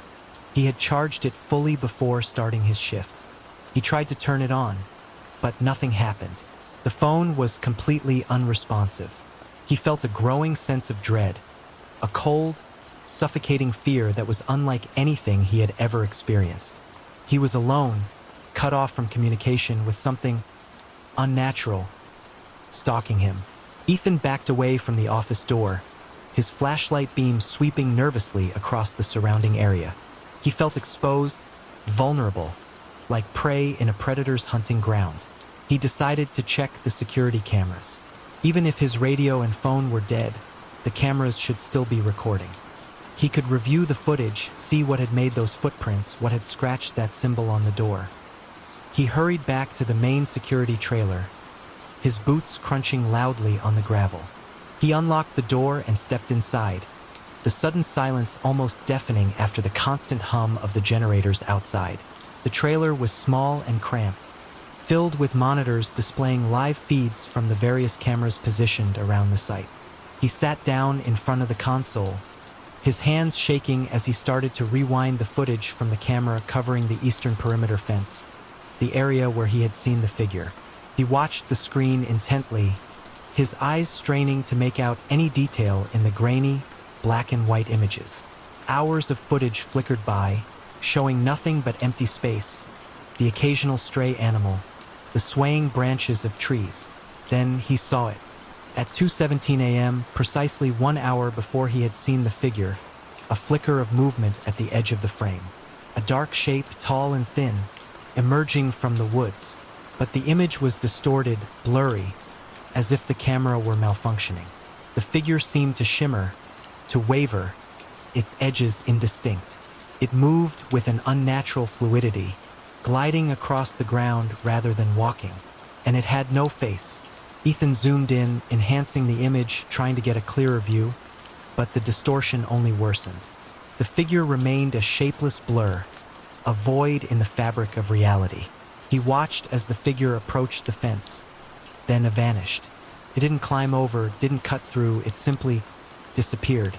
He checked the other cameras, rewinding the footage to the same time. He found similar distortions, similar fleeting glimpses of the figure on cameras located near the equipment yard, the storage containers, and finally the main office trailer. But each time the image was blurry, indistinct, impossible to identify.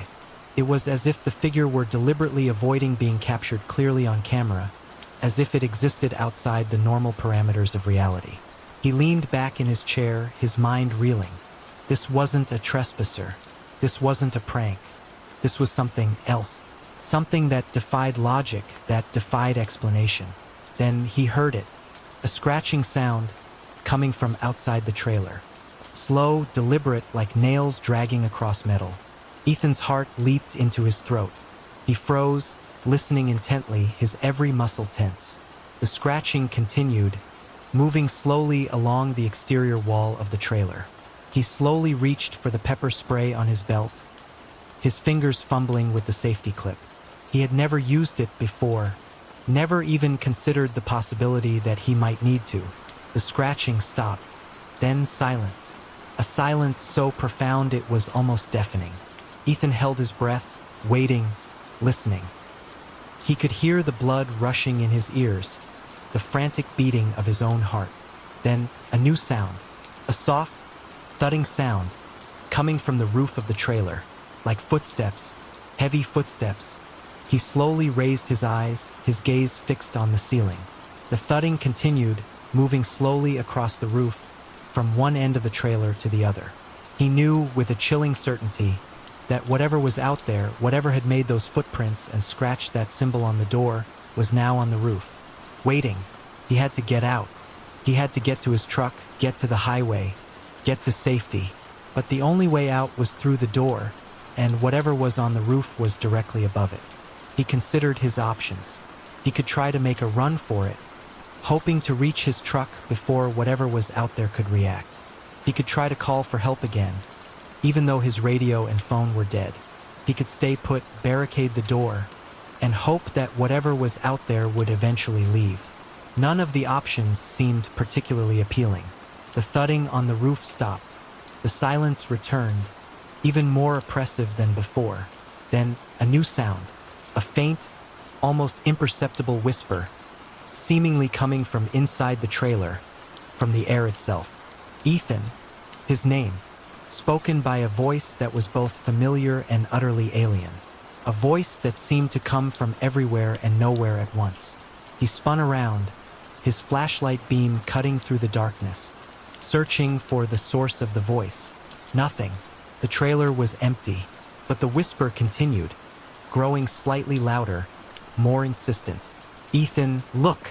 He looked at the security monitors. All of them, except for one, showed static, the images distorted and flickering. The one remaining monitor, the one displaying the feed from the camera covering the eastern perimeter fence, showed something that made his blood run cold. Standing at the edge of the woods, in the exact spot where he had first seen it, was the figure. But this time it was different. It was clearer, more defined. He could see the details he had missed before. The dark clothing, the heavy boots, the hard hat, and the face. It wasn't a void, not anymore. It was a face, a human face, his own. Ethan stared at the monitor, his mind struggling to comprehend what he was seeing. The figure on the screen was an exact replica of himself, wearing his uniform, his boots, even his slightly crooked baseball cap he'd forgotten he was wearing. The only difference was the expression on the figure's face. It was blank, emotionless, devoid of any human feeling. The figure raised its arm, mimicking Ethan's own movements from earlier that night, when he had pointed his flashlight at the nothingness he had perceived. Then the figure's mouth moved, spoke, its voice a perfect echo of Ethan's, but devoid of any inflection, any emotion. Run! The image on the monitor flickered, then went dark. All the screens now showed nothing but static. Ethan didn't hesitate. He didn't think. He just ran. He burst out of the trailer, sprinting towards his truck, parked 100 yards away near the main gate. He didn't look back, didn't dare to see if the figure was following him. He could hear the crunch of gravel under his boots, his own ragged breathing, and the faint, persistent whisper of his name, seemingly carried on the wind. Ethan, Ethan. He reached his truck, fumbling with the keys, his hands shaking so badly he could barely get them in the lock. He threw open the door, scrambled inside, and slammed it shut, locking it behind him. He started the engine, the roar of the motor a welcome sound in the oppressive silence. He threw the truck into reverse, backing away from the construction site as fast as he dared.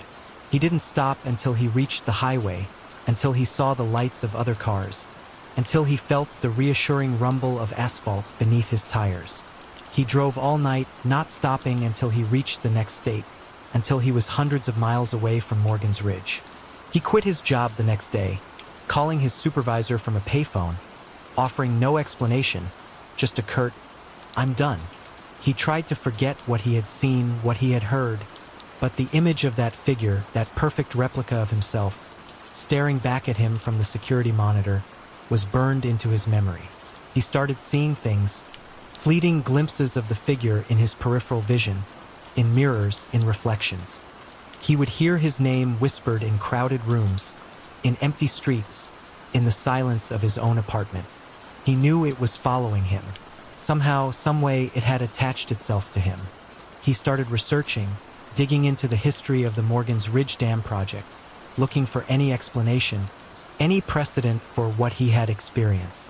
He found stories, rumors, whispers of unexplained accidents, disappearances, strange sightings in the area dating back decades. He found references to an old Native American legend about a creature that could mimic human form, a creature that lured people to their deaths in the darkness. He found the note the previous security guard, Davies, had left behind. "Don't trust the mirrors." He understood now. He was not going crazy. He was being hunted, and he knew, with a growing certainty, that sooner or later the figure would catch up. Ethan changed his routines, his appearance, even his name.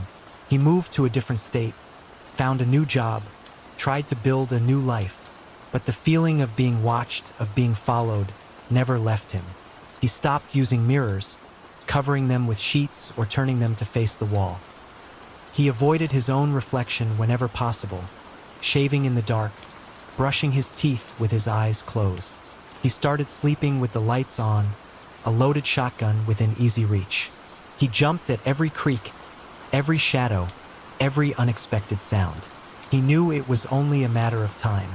One night, several months after his escape from Morgan's Ridge, he woke up to the sound of his apartment door opening. He grabbed the shotgun, his heart pounding in his chest, his hands slick with sweat. He crept to the bedroom door, peering out into the living room. Standing in the center of the room, bathed in the pale glow of the streetlights filtering through the blinds, was the figure. It was wearing his clothes, his shoes, his face. It turned its head, its eyes meeting Ethan's. It smiled, a slow, chilling smile that didn't reach its eyes. "Ethan," it whispered, his voice, his inflection, perfect. "Time to go home." Ethan raised the shotgun, his finger tightening on the trigger. But he hesitated. He was looking at himself. Could he shoot himself? Could he destroy a part of himself? Even if that part was wrong, unnatural, terrifying? The figure took a step forward, its smile widening. "We are one," it whispered. "You can't escape." Ethan closed his eyes. He couldn't do it. He couldn't kill himself, even if it meant destroying the creature that haunted him. He lowered the shotgun, his body trembling. When he opened his eyes, the figure was gone. But on the floor, where it had been standing, was a small, muddy footprint. And on the mirror he had forgotten to cover, a single word was written in what looked like dried mud. Soon, Ethan knew what he had to do. He couldn't keep running. He couldn't keep hiding. He had to face the figure, confront it on its own terms. He packed a bag, taking only the essentials: his shotgun, a flashlight, a copy of Davies's note, and the clothes on his back. He drove back to Morgan's Ridge. The construction site looked different in the daylight. The towering cranes, the piles of materials, the half-finished dam. It all seemed mundane, ordinary, almost safe. But Ethan knew better. He knew what lurked beneath the surface, what waited in the shadows. He parked his truck near the main gate, the same spot he had parked it months ago, on that terrifying night. He checked his watch. 11:40 p.m. He had time. He got out of the truck, his shotgun in hand. He walked towards the eastern perimeter fence, the same area where he had first seen the figure. The air was still silent. The crickets were quiet. The frogs were mute. He waited. 11:47 p.m. The figure appeared. It emerged from the woods, just as it had before, a dark silhouette against the darker backdrop of the trees. It moved with that same unnatural fluidity, gliding across the ground towards him. But this time, Ethan didn't run. He stood his ground, his shotgun raised, his finger on the trigger. The figure stopped a few feet away, its face still obscured by shadow. "Ethan," it whispered, his voice, his inflection, perfect. "What do you want?" Ethan asked, his voice surprisingly steady. The figure tilted its head, as if considering the question. "To be whole," it replied. "To be complete." "You're not me," Ethan said, his grip tightening on the shotgun. "You're something else." The figure chuckled, a low, guttural sound that made Ethan's skin crawl. "We are what you made us," it whispered. "Your fear, your doubt, your loneliness." Took a step closer. Ethan could see its face now, his face, but twisted, distorted, the eyes glowing with a faint, bluish-white light. "You can't escape yourself, Ethan," it said. "We are you." Ethan fired. The shotgun blast echoed through the silent night, a deafening roar that shattered the stillness. The figure staggered backward, its form flickering, wavering, but it didn't fall. It raised its hand, and Ethan saw that it was holding something. A mirror, a small, handheld mirror, reflecting his own terrified face back at him. "Look," the figure whispered. Ethan couldn't look away. He was mesmerized by his own reflection, by the fear in his own eyes. The figure smiled, and then it lunged. The mirror shattered as Ethan fired again, the shotgun blast tearing through the figure's chest. This time, it didn't just flicker. It screamed, a high-pitched, ear-splitting shriek that seemed to tear at the very fabric of reality. The figure's form dissolved, breaking apart into swirling shadows, into fragments of darkness that scattered and dissipated like smoke in the wind. The silence returned, sudden and absolute. Ethan lowered the shotgun, his body trembling, his ears ringing from the blast. He was alone. The figure was gone. He stood there for a long time, staring at the empty space where the figure had been, trying to catch his breath, trying to make sense of what had just happened. He had faced his fear. He had confronted his double, and he had won. But at what cost? He looked down at his hands. They were covered in the mud, the same reddish-brown mud he had seen on the footprints, on the office door, on the mirror in his apartment. He looked at his reflection in the shattered fragments of the mirror lying on the ground. His face was pale, his eyes wide with terror, but there was something else there too, a flicker of recognition. He remembered Davies's note, "Don't trust the mirrors."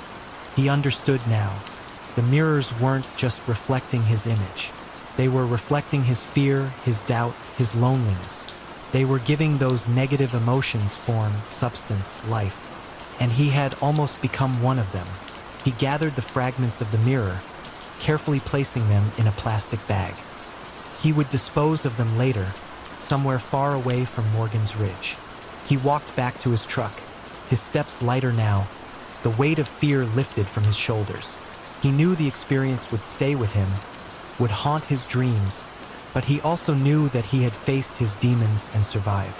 He started the engine and drove away, leaving the construction site behind. He didn't look back. He never drove at night again. He never looked in a mirror in the dark. And he never, ever forgot the lesson he had learned at Morgan's Ridge. that sometimes the most terrifying monsters are the ones we create ourselves. The silence, once oppressive, now felt almost peaceful. The absence was a relief, the glimmer in the gloom. This happened between 1989 and 1990, when I was a mere 8 years old, a time of innocence and naivete. Yet, the memory of that night remains vivid, etched into my mind with a chilling clarity that defies the passage of time. It's a story that still sends shivers down my spine, a haunting question mark that hangs over my childhood. My parents, David and Mary, owned a 2-story house in the Inland Empire of Southern California. My younger brother, Samuel, hadn't been born yet, so I was still an only child, basking in the undivided attention of my parents. Our house was situated in a cul-de-sac, a quiet, seemingly safe neighborhood. The lower floor consisted of 2 bedrooms, a bathroom, a living room, and a kitchen. The upper floor was solely dedicated to the master bedroom and bathroom. From the street, the only visible features were the garage, one of the downstairs bedroom windows, and the window of my mother's bathroom on the 2nd floor. To reach the front door, one had to navigate a cement pathway that ran along the side of the house. The backyard lay beyond that point, private, enclosed space. My bedroom at the time was the one located next to the front door. The blinds on my window weren't fully drawn. There was a gap of about 6 inches at the bottom, leaving a sliver of the outside world visible. I was young, and the lack of complete privacy didn't bother me. My bed was positioned in the middle of the wall opposite my bedroom door. To the left of the bed was the window, the source of the chilling encounter that would forever alter my perception of safety. According to my mother, the events of that night unfolded just before midnight. She was asleep in her room upstairs. My father, a police officer, was working the night shift in a neighboring city. I was sound asleep in my room, oblivious to the unsettling presence that was about to intrude upon my peaceful slumber. Suddenly, I awoke. I don't know what roused me, a sound, a feeling, or simply the random workings of a child's sleep cycle. I lay there for a moment, staring up at the ceiling, my eyes adjusting to the dim glow of my night light. Then I sat up, my gaze sweeping across the familiar contours of my room. And that's when I saw it. Something at the window in that 6-inch gap beneath the blinds.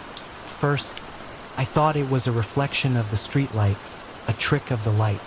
But I knew, with a certainty that defied my young age, that there was only one streetlight, and what I was looking at was too distinct, too defined. 2 glowing spots, spaced apart as if they were eyes on a face. My next thought was that it was our cat, Chelsea.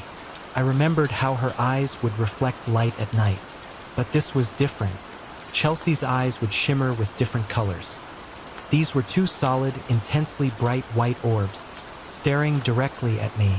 I was frozen, my mind racing, trying to make sense of what I was seeing. I couldn't discern a face, any features surrounding those luminous eyes. The void around them seemed darker than the night itself, an abyss of blackness that swallowed the surrounding light. I thought again, if this was a cat, how was it peering through my bedroom window, which was at least 4 feet from the ground? This is the moment when the truly terrifying, the inexplicably creepy part of the night occurred. I got out of bed and knelt on the floor, trying to get a closer look at this supposed cat. And that's when the faceless pair of glowing white eyes began to tilt. Slowly, steadily, they rotated to the side, their gaze still locked on mine, unblinking, unwavering. A wave of pure, unadulterated dread washed over me. I was completely terrified. I burst into tears, a torrent of fear and confusion, and ran, as fast as my 8-year-old legs would carry me, down the hallway, through the living room, and up the stairs to my mother's room. The journey, though short in distance, felt like an eternity. When I finally reached my mother, I was so overwhelmed with fear that I couldn't speak. Tears streamed down my face, my body trembling uncontrollably. My mother, understandably concerned, managed to calm me down enough to extract a few fragmented words. Something, in my window. Are you sure? She asked, her voice laced with concern. Yes, I cried, my voice choked with sobs. She didn't even go to investigate. She immediately called the police. I don't remember how long it took for them to arrive or the specifics of their conversation with my mother. I was exhausted, emotionally drained. I eventually fell asleep in my mother's bed, my fear slowly giving way to the oblivion of slumber. I do faintly recall waking up to a knock on the door, the muffled sound of my mother's voice speaking to the officer. "Okay, thank you. Good night," she said, closing the door. "Did they find it, Mom?" I asked, my voice heavy with sleep. No, honey. She replied. He said he couldn't find anyone. The next day, my entire window was covered, a symbolic attempt to block out the unsettling memory of the night before. Years later, when I was in middle school, the memory of that night would resurface. I'd find myself wondering if it had been real, if those glowing eyes had truly been there, staring at me from the darkness. One day, I casually asked my mother if she remembered that night. "Yes, of course," she replied. "Why?" "I don't know, just wondering, I guess," I said, trying to sound nonchalant. Then, my mother revealed a piece of information that sent chills down my spine. "Well, I never told you this," she said. "But when the deputy came out that night, he told me they made it a priority to get to our house as soon as they could because, not long before I called, 911 had received another call from someone else in our neighborhood, reporting someone looking in their window. Hearing that years after the incident reignited the fear, the unsettling mystery of that night. To this day, I wonder who or what was looking at me, its glowing eyes burning into my memory, a chilling reminder of the unseen, the unexplained, that can lurk in the shadows of the ordinary. Whispers from the beyond, a tapestry of unexplained encounters. There are realms beyond our comprehension, dimensions that intersect with our own in ways we cannot fully grasp. Claims of ghosts, paranormal activity, and events that defy logic and reason are often met with skepticism. Yet, I have experienced things, witnessed things, that have left me with a profound respect for the unseen and a collection of unanswered questions. These are not isolated incidents, but rather threads woven into the fabric of my life, a tapestry of unexplained encounters. Chapter 1. The Playful Spirit, 1990s, Apollo Beach, Florida. I was around 5 years old, a carefree child living in Apollo Beach, Florida. This memory, despite my young age, is etched in my mind with a clarity that defies time. My parents, Robert and Linda, were preparing to take me and my two half-brothers, Michael and Stephen, to Universal Studios, a much-anticipated family outing. Before we left, my brothers and I were playing in the backyard. It was a beautiful, sunny morning, the Florida sun warm on my skin. I was playing with our dog, Bobo, a tiny, energetic Yorkshire Terrier. We were engaged in a joyous game of chase, running back and forth across the lawn, circling a large tree that stood as a silent sentinel in our yard. The laughter of a child, the playful yaps of a dog, a picture of idyllic childhood. Then, my mother called us inside, signaling the end of our playtime and the beginning of our journey. We went to the park, had our fun, and returned home later that night. Upon our return, I immediately began searching for Bobo, eager to resume our game. I called his name, my voice echoing through the quiet house. My mother, her face etched with a sadness I couldn't comprehend, called me into a room. My father, his usually jovial demeanor subdued, joined us. It was my first encounter with the concept of death. My mother, her voice gentle but firm, explained that Bobo had been hit by a car the previous night. A young woman, distraught and tearful, had knocked on our door, delivering the heartbreaking news. I was confused, my young mind struggling to reconcile this information with the vivid memory of playing with Bobo just hours earlier. I tried to argue, to explain that I had been with him in the backyard that morning. But my mother insisted, her words unwavering. My brothers, older and already aware of the tragedy, remained silent. I spent the night consumed by grief and confusion, my mind grappling with the impossible. How could I have been playing with Bobo when he was already gone? It was a question that would haunt me for years to come, a lingering mystery that defied all logical explanation. Chapter 2. The Zenith's Call, 1995, Tampa, Florida. A few years later, we were living in Tampa, Florida. A strange, recurring phenomenon began to occur. For a week or two, I would wake up around 5 a.m. every morning to find the living room television turned on. We had an old Zenith TV, a bulky, boxy model. My bedroom door opened directly into the hallway, which connected seamlessly to the living room. The television was positioned against the wall, visible from my doorway. Each morning, I would trudge out of bed, walk the few steps to the living room, and turn off the TV, using the power button on the set itself. It was a minor annoyance, more puzzling than frightening. One morning, however, the routine took a turn. I walked out as usual, and there it was, the television, its screen flickering with static. But this time, something else caught my attention. The rocking chair, a large, comfortable recliner positioned directly across from the TV, was rocking back and forth, its movements slow and rhythmic.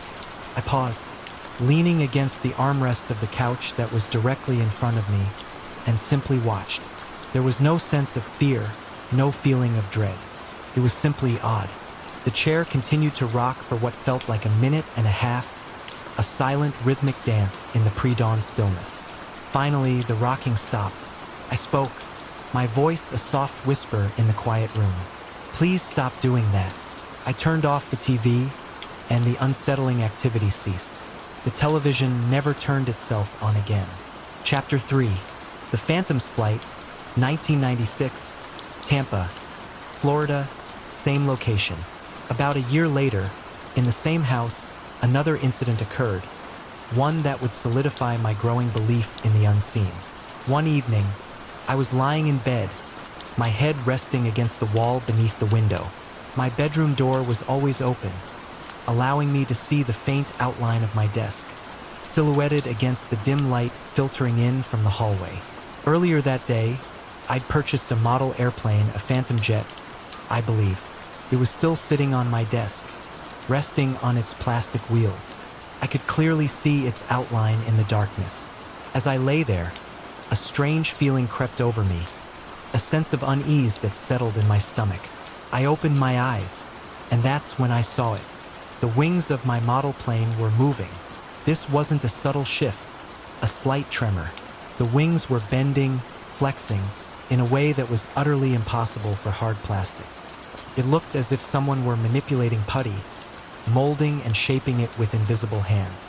The wings moved up and down, the tail fins swaying back and forth. I was once again witnessing a silhouette, a play of shadows against the dim light. I pulled the covers over my head, my heart pounding, but I couldn't resist peeking out, checking to see if it was still happening. And it was. The plane continued its impossible dance, its plastic components defying all laws of physics. I eventually fell asleep under the covers, exhausted by fear and confusion. The next day, I told my mother about the incident. To my surprise, she believed me. Her concern was palpable, a stark contrast to the usual skepticism that greeted such tales. After that night, my room took on a different atmosphere.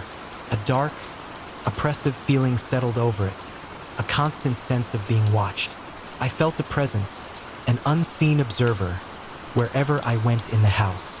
My hair would constantly stand up. My father, perhaps sensing my distress, took me to the movies, hoping to distract me. We saw The Truman Show, a film about a man unknowingly living his entire life as the subject of a reality television show. Ironically, the movie only amplified my paranoia, fueling my sense of being constantly observed. For about a week, the feeling of being followed persisted. I'd be on the computer, using AOL, and I'd constantly glance over my shoulder, convinced someone was standing behind me. I'd be in the kitchen, getting a drink, and I'd hear footsteps, only to turn and find nothing there. The footsteps would follow me as I ran, my fear escalating with each echoing step. I confided in my mother, my voice trembling as I described the sensation of being pursued by an unseen presence. She, in turn, contacted her ex-husband, a devout Catholic, for guidance. He advised her to read verses from the Bible and to burn the model plane. We followed his instructions, performing a makeshift ritual in the backyard. And, to my astonishment, it worked. The dark feeling lifted from the house. The sense of being watched dissipated. The unseen presence, whatever it was, seemed to have been banished. Chapter 4. Echoes of the Past, 1997 to 2000 Lorton, Virginia. The next series of incidents occurred during my teenage years, while I was dating a girl I'll call Ashley. We'd met online through AOL, and I would spend my summer breaks at her house in Lorton, Virginia. Her parents, surprisingly, were comfortable with the arrangement, perhaps because they knew we were the same age, despite the unusual circumstances of our meeting. The first night I stayed at Ashley's house, I slept in her brother, Alan's, room. He was away, visiting his father in Ohio. The room was on the second floor, directly across from Ashley's room. She always kept her door closed at night. The house itself was a custom-built Ryan home, constructed by Ashley's mother and her recently deceased husband. Strangely, there were no overhead lights in Alan's room, only the glow of the television and a lamp for his pet iguana, which, sadly, I was tasked with caring for during his absence. The poor creature died, likely from starvation, a somber start to my summer visit. The only entertainment in the room was a television with a built-in VCR and a single VHS tape, Revenge of the Nerds. I was forced to watch it repeatedly, rewinding it each time it ended, a monotonous soundtrack to my first night in this unfamiliar house. As I lay there, trying to fall asleep, the cracked bedroom door slowly began to open. The creaking sound, amplified by the silence of the night, was unmistakable. I stared at the door, my heart rate increasing, expecting to see one of Ashley's cats pushing their way in. But the door stopped halfway open, revealing only the darkness of the hallway beyond. There was nothing there. I got up, my apprehension growing, and cautiously approached the door. I peered out into the hallway, but it was empty. I closed the door, feeling a growing sense of unease. There were no locks on any of the bedroom doors, a detail that suddenly seemed very significant. I probably watched Revenge of the Nerds 3 more times before I finally managed to fall asleep. The second incident occurred a few weeks later. Alan was back, and Ashley's older sister's boyfriend, John, was also staying over. The 3 of us were in Alan's room, preparing for bed. I was on the floor along with John while Alan was in his bed.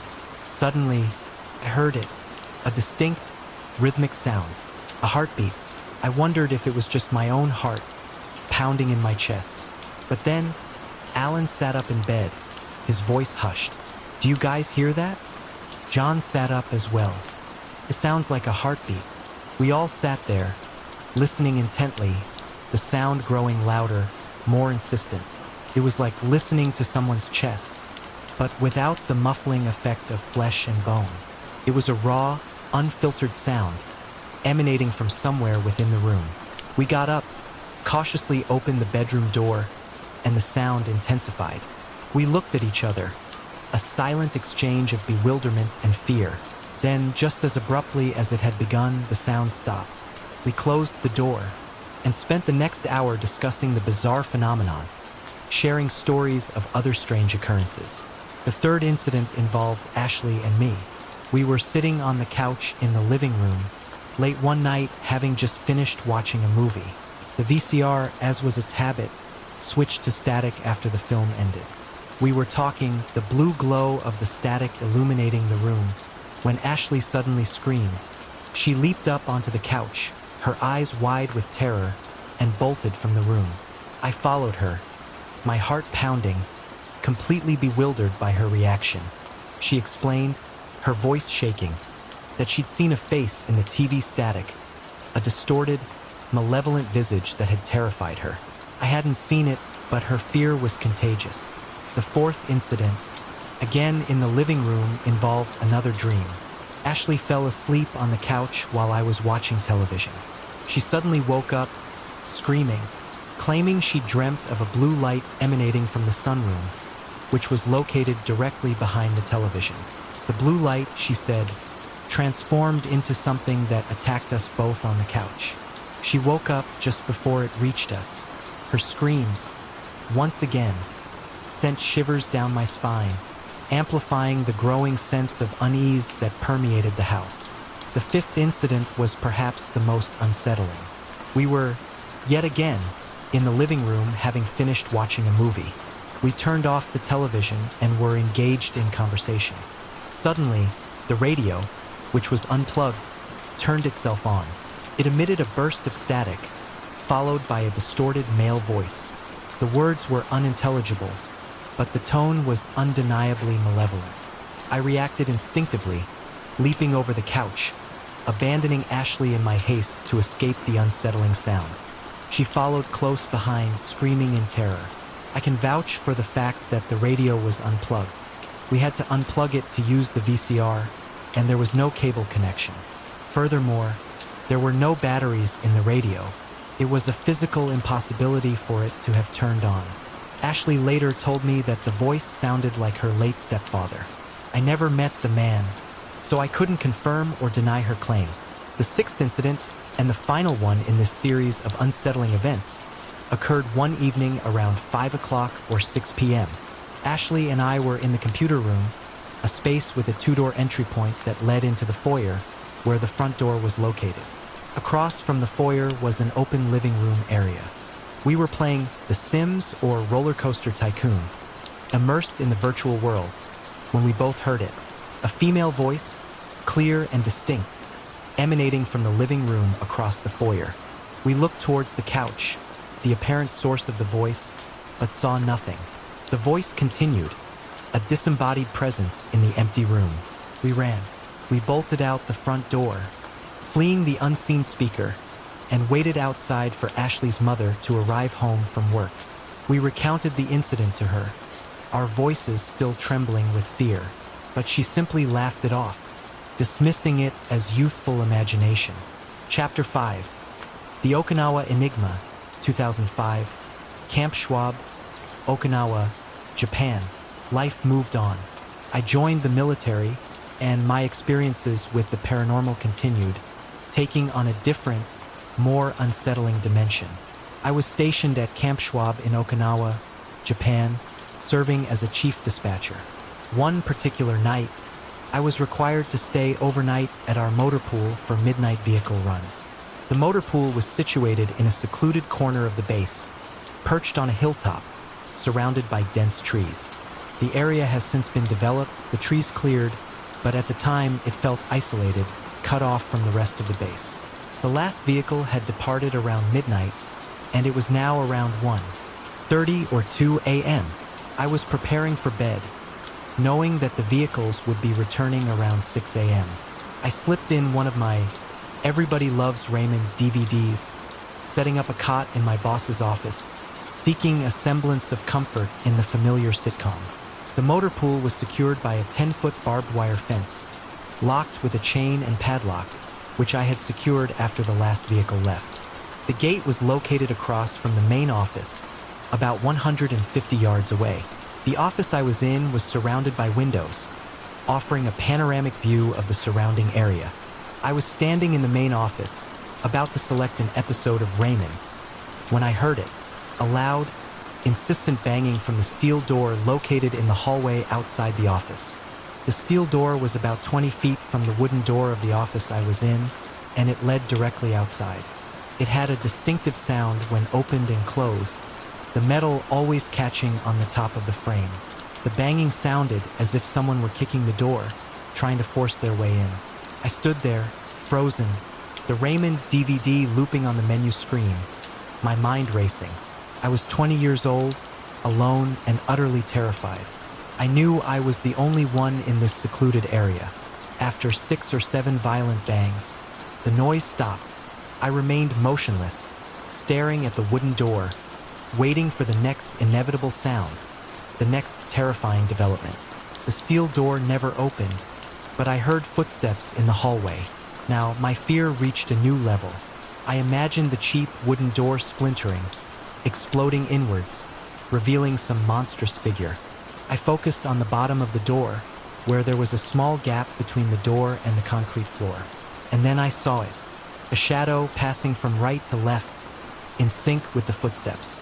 The shadow was heading towards the maintenance bay area. As the shadow passed, the footsteps ceased. Slowly, cautiously, I walked over to the wooden door and locked it, a futile gesture against whatever might be lurking outside. I tried to rationalize what was happening, to find a logical explanation. But I couldn't. The base was rumored to be haunted, a World War II site with a history of violence and death. After about 10 minutes of agonizing indecision, my inability to sleep, coupled with the looping Raymond DVD, finally pushed me to action. I decided to investigate. Sadly, I had no weapon, nothing to defend myself with. I slowly opened the wooden door and stepped out into the hallway. I checked the steel door. It was closed and locked, as it should be. I ventured into the maintenance bay, turning on the lights. Nothing, just Humvees and a 7-ton truck undergoing repairs. I checked the back rooms, but they were empty. I returned to the main office, locked the flimsy wooden door, and resumed watching Everybody Loves Raymond, my attempt at finding comfort in the familiar sitcom. About an hour before this incident, a friend of mine, also in the military, had wanted to come up to the motor pool to retrieve some files he needed for the following day. I'd initially told him I'd be getting ready for bed, but after the unsettling events, I realized sleep was impossible. I called him back, asking if he still wanted to get his files. I had to unlock the main gate for him, prospect that filled me with dread. I ran across the motor pool, my heart pounding, the darkness of the surrounding trees amplifying my fear. When I saw his headlights approaching, a wave of relief washed over me. While he was there, I tried to sleep, and, surprisingly, I managed to drift off. I woke up around 6 a.m. to the sound of a 7-ton truck's horn at the gate. The morning routine resuming, the night's unsettling events lingering in my memory. Only time this ever happened. Chapter 6. The Iwo Jima Voices, 2005, Iwo Jima. Still in Japan, a particularly memorable event occurred during a trip to Iwo Jima for the 60th anniversary of the battle. Our mission was to transport veterans around the island in Humvees, showing them the various historical sites. Towards the end of the day, close to sunset, I was with one of the staff sergeants, tasked with visiting all the sites to ensure no one had been left behind. The plane that would transport the veterans back was scheduled to depart soon. We pulled up to one location known as Hospital Cave, a place where the Japanese had treated their wounded during the intense fighting. The island is riddled with cave structures, a testament to the desperate measures taken during the war. It's a place steeped in history, a somber reminder of the brutality of conflict. The staff sergeant instructed me to go inside the cave and make sure no one was wandering around. As I approached the entrance, I noticed that the generator powering the lights was off. I wasn't about to venture into a dark, potentially dangerous cave without any illumination. I made the executive decision to walk only as far as the natural light penetrated, about 40 feet into the cave. I stopped where the light faded into darkness and called out, my voice echoing through the cavernous space. Anyone in here? And then it happened. As quickly as if someone were standing right next to me, I heard multiple voices respond. They were male voices, speaking in Japanese. They weren't faint whispers. They were clear, distinct voices, emanating from deeper within the cave. I understood Japanese, so I knew what I was hearing. It didn't particularly frighten me, given the history of the location. I simply backed out of the cave and informed my staff sergeant that no one was there. I didn't mention the voices. Chapter 7. The Recurring Nightmare, 2007, Cherry Point, North Carolina. A few years later, I was stationed at Cherry Point in North Carolina. When I first arrived, I was assigned a barracks room, a Spartan space with 2 sets of beds and a nightstand between them. I didn't have a roommate at the time. For about a week straight, I experienced the same recurring nightmare. It was a vivid, terrifying dream in which I was attacked by demonic dogs. They would take me down, their teeth tearing at my throat. I would always wake up in a cold sweat, my heart pounding, the darkness of the room amplifying my fear. The only source of light was my Motorola RZR cell phone, a meager comfort in the face of such primal terror. The dreams felt incredibly real, the sensation of being attacked, the feeling of vulnerability, lingering long after I woke up. I eventually went to Walmart and purchased a cheap lamp, hoping to dispel the darkness and, perhaps, the nightmares. Chapter 8. The Nightstand Knocks. 2007, Cherry Point, North Carolina, same location. A few months later, I was deployed to Camp Lejeune, North Carolina, for a few months. When I returned to Cherry Point, I was assigned to the same barracks room I'd occupied before. This time, however, I had a roommate, a guy named Joe. One night, I was awakened by 3 loud bangs on the nightstand next to my bed. It sounded exactly like the lights, lights, lights command we'd been subjected to in boot camp, a signal to wake up and get moving. I woke up on the second bang and sat up on the third. The room was dimly lit by the streetlights filtering in through the curtains. I looked over at Joe.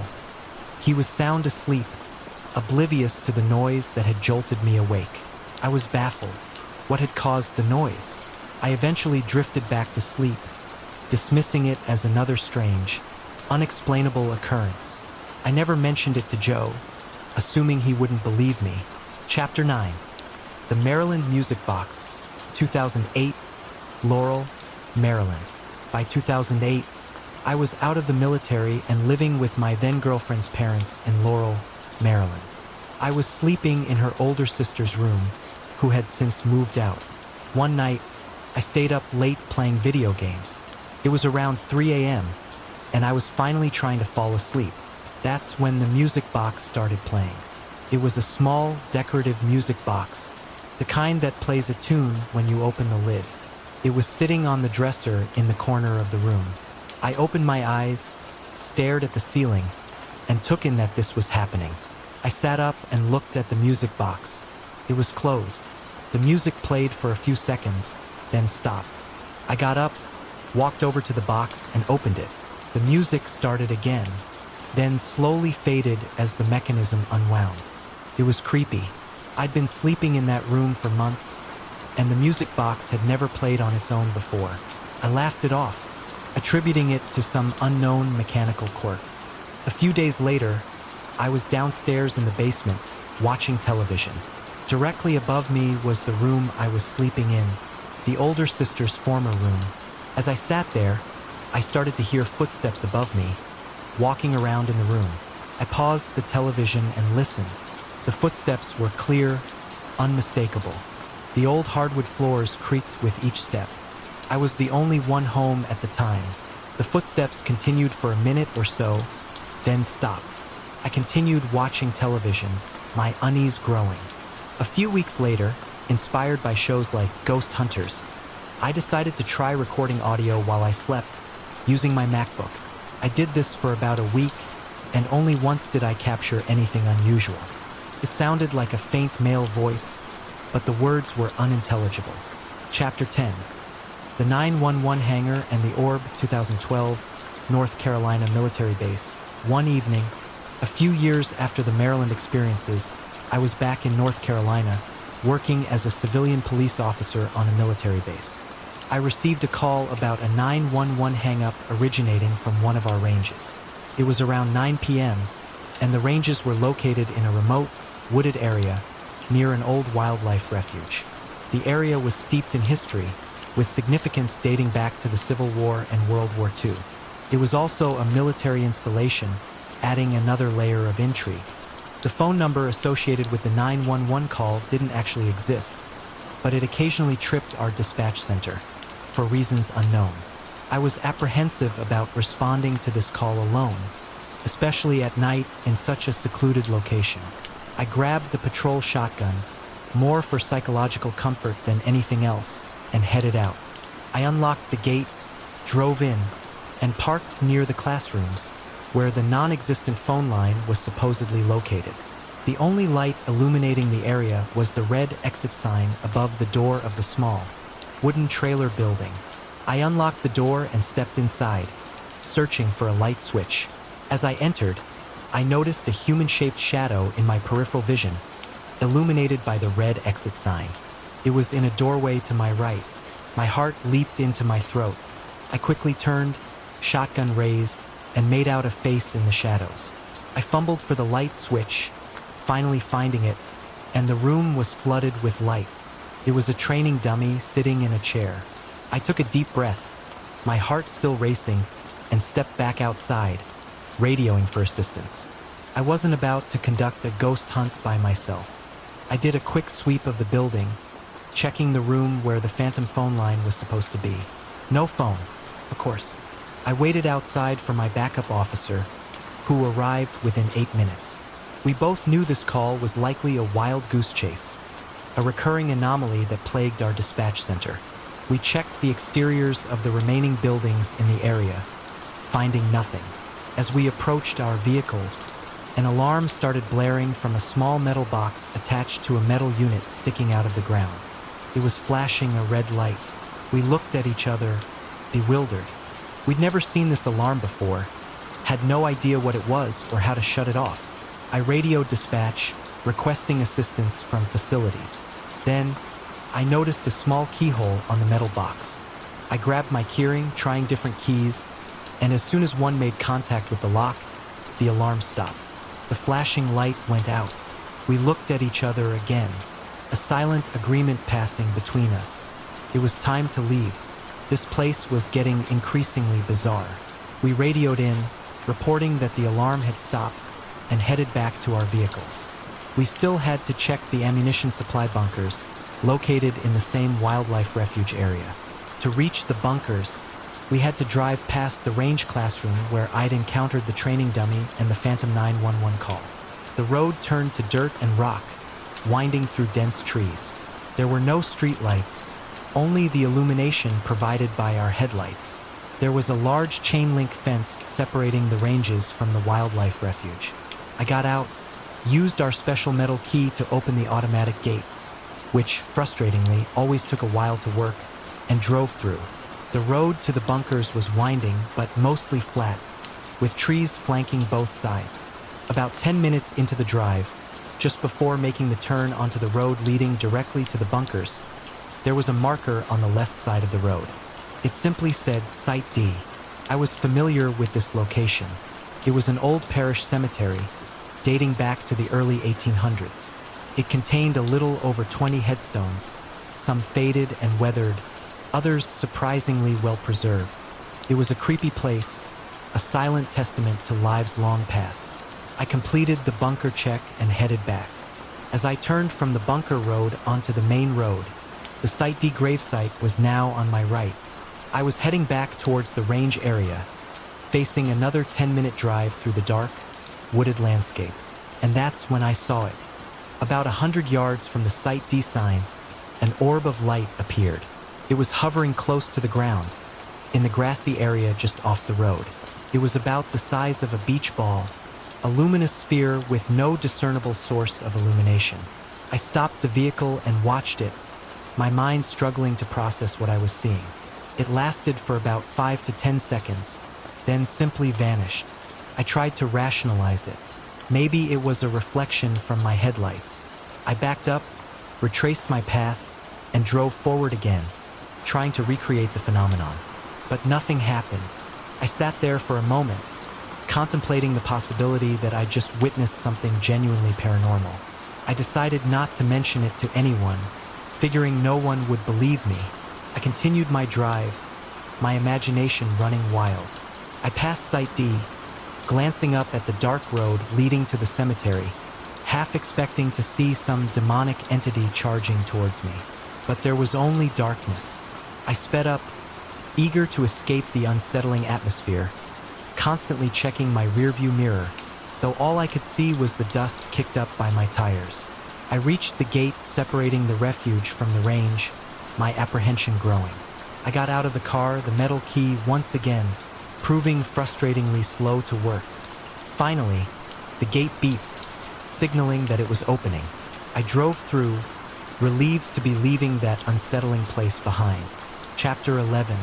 The Tapping and the Footsteps, 2012, North Carolina military base, same location.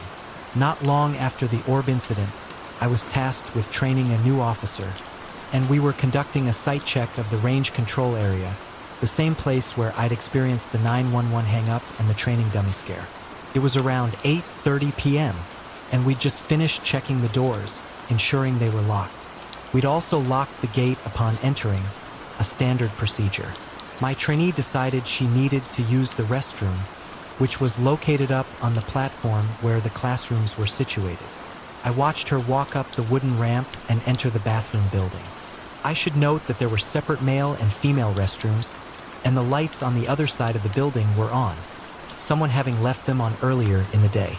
I was sitting in the passenger seat of our vehicle, parked in the center of the parking lot, facing the classrooms and restrooms. As I waited, I heard it. Tap, tap, tap. 3 distinct taps, coming from the rear passenger window right behind me. It sounded exactly as if someone had taken their fingernail and tapped on the glass. I froze, my heart pounding. I didn't turn around. I simply pressed the car lock button, a futile gesture of protection. I grabbed my phone and quickly texted my friend, Bree, one of the friends who'd accompanied me on my visits to the Site D cemetery. I told her what had just happened, and she, predictably, laughed and told me to get out of there. A minute or two later, my trainee exited the bathroom and started speedwalking towards the car. I could see, even from a distance, that she was agitated. I unlocked the door, and as she reached the pavement, she got in, her voice urgent. "Did you go into the bathroom, too?" I told her no. She continued, "Did you walk around?" Again, I told her no, explaining that I'd been in the car the entire time. She insisted that she'd heard footsteps outside, on the wooden deck, while she was in the bathroom. She was visibly shaken. I told her about the tapping on the window, and we both agreed that it was time to leave. As we drove off, we discussed the incidents, and I recounted my previous experiences at the range, the 911 hang-up, the orb of light. We reached our next stop, a small airfield where we had equipment, and pulled over to talk. She showed me an article she'd been reading earlier in the week, a ghost story. As we were about to leave, we noticed that the headlights were off. My trainee swore she hadn't turned them off, but I couldn't confirm or deny it. Chapter 12. Sleeping in the car, 2015. North Carolina military base, same location. 3 years later, we had in-service training scheduled at the ranges, starting at 7 a.m. I lived an hour away, and I wasn't keen on waking up any earlier than necessary. The previous day, we hadn't finished until 10 p.m., so I made a rather unconventional decision. I decided to sleep at the ranges, in my car. It was partly a practical decision, partly a morbid curiosity. I wanted to see if anything would happen. As everyone was leaving, I settled into my 4-door sedan. I folded down the back seats, creating a makeshift sleeping area that extended into the trunk. I left the car running, my headlights providing the only illumination. I texted Bree, my friend who shared my interest in the paranormal, telling her that I was probably making a dumb decision, but maybe I'd get to see Claude, the name we'd given to one of the gravestones at the Site D cemetery. We'd always joked that Claude would come and haunt us for our foolish explorations. I called dispatch and informed them of my overnight stay, ensuring they'd notify the midnight shift officers. I left my police radio on, listening to the chatter, a small comfort in the otherwise unsettling silence. I lay there, listening to the midnight officer call out his checks. It was around 11:30 p.m. I waited until midnight, realizing that the officer was likely just calling in his checks without actually performing them. Lazy night shift. I should clarify that I'd taken precautions. I'd parked my car as close to the range bay wall as possible, with a forklift and a large box obscuring the passenger side. Only my driver's side and the front of my car were exposed. It was a little after midnight. I was browsing on my phone, my mind occupied, when I heard it, a loud bang, a forceful impact against the side of my car. It was so strong that I felt the car frame shake. I bolted upright, thinking it was the midnight officer playing a prank. I grabbed my flashlight, shining it around, but saw nothing. just the empty parking lot, shrouded in darkness. I waited a minute, then pressed the car door locks, just to be sure. I took another look around with the flashlight, but still saw nothing. I repositioned myself in the car, now sleeping headfirst in the trunk, my feet towards the driver's door. I was determined not to be caught off guard by whatever had caused that terrifying noise. Nothing else happened that night, though it took me a long time to fall asleep. I woke up at 7 a.m., making me slightly late for training, despite having slept right next to the building. There was no damage to my car, no evidence of what had caused the bang. Chapter 13. The Turnstile, Undated, Different Location. The final tale in this tapestry of unexplained encounters involves a friend of mine, Troy. He was working at one of our off-site locations, a building far removed from the other incidents. It was after working hours, around 9 p.m. He was sitting in the police room, located in the lobby of the building, waiting for his relief to arrive at 9:30.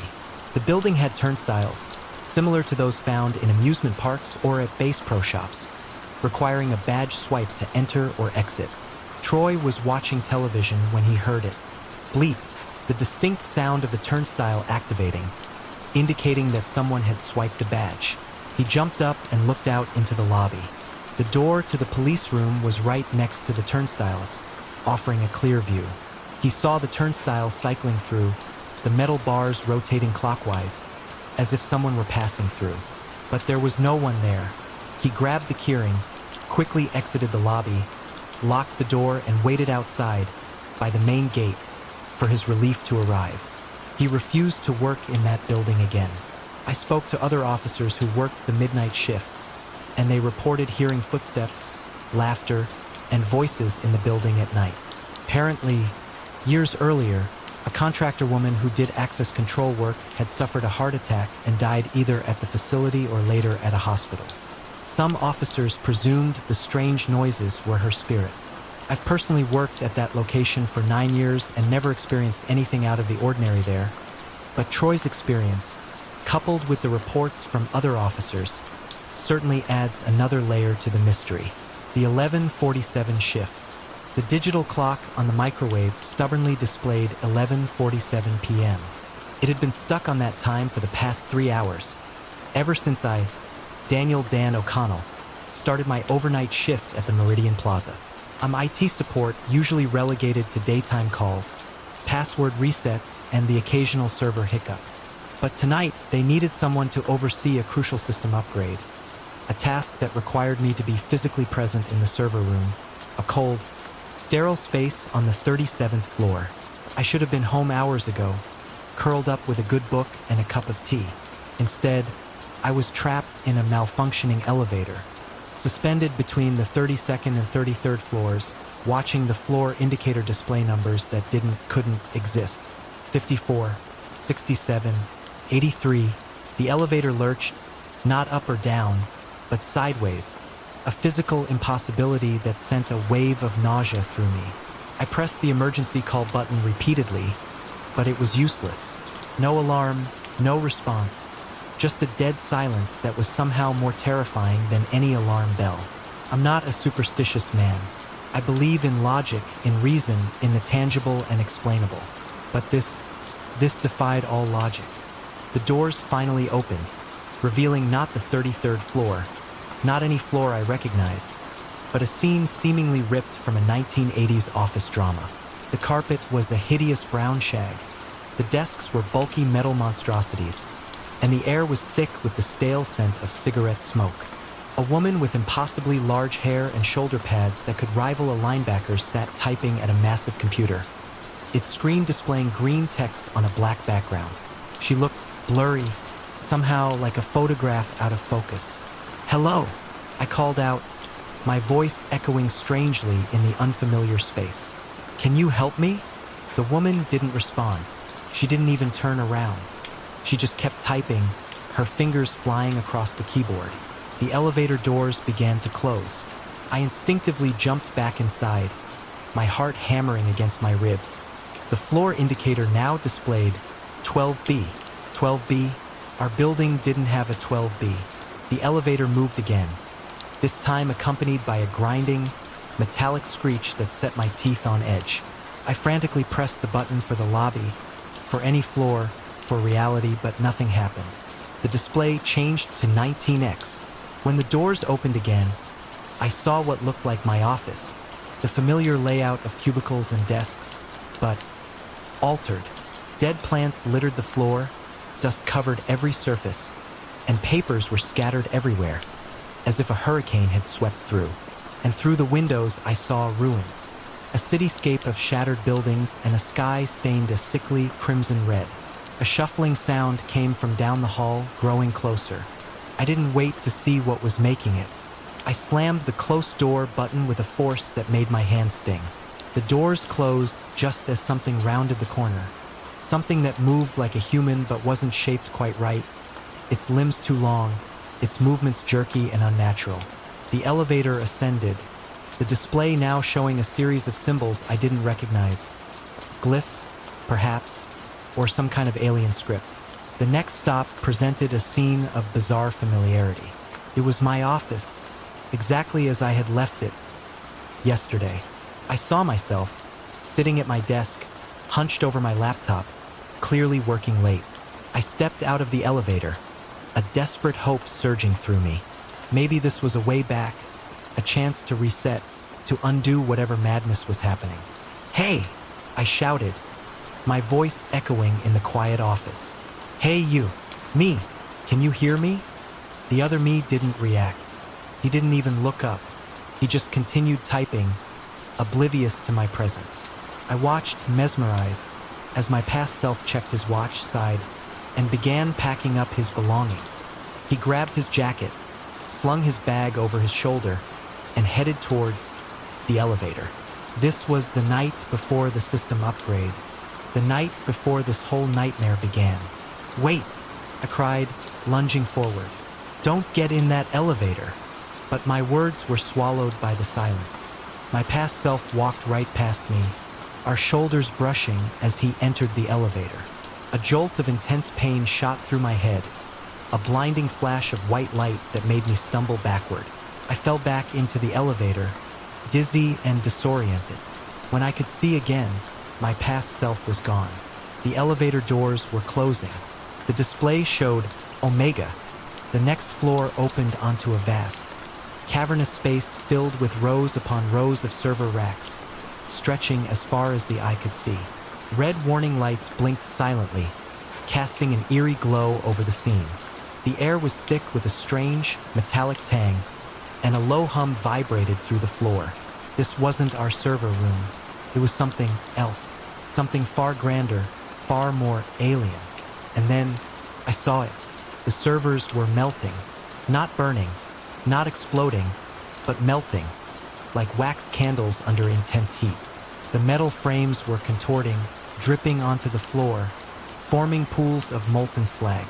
I slammed the close door button repeatedly, a frantic, desperate plea. The doors finally obeyed, sealing me off from the horrifying spectacle.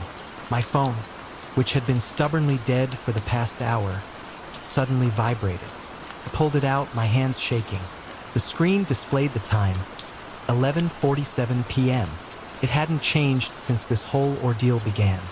I tried calling security, the emergency number, anyone, but there was no signal. Just a blank screen and the mocking, unchanging time, 11:47 p.m. The elevator stopped again. The doors opened, and I found myself staring at a scene of underwater devastation.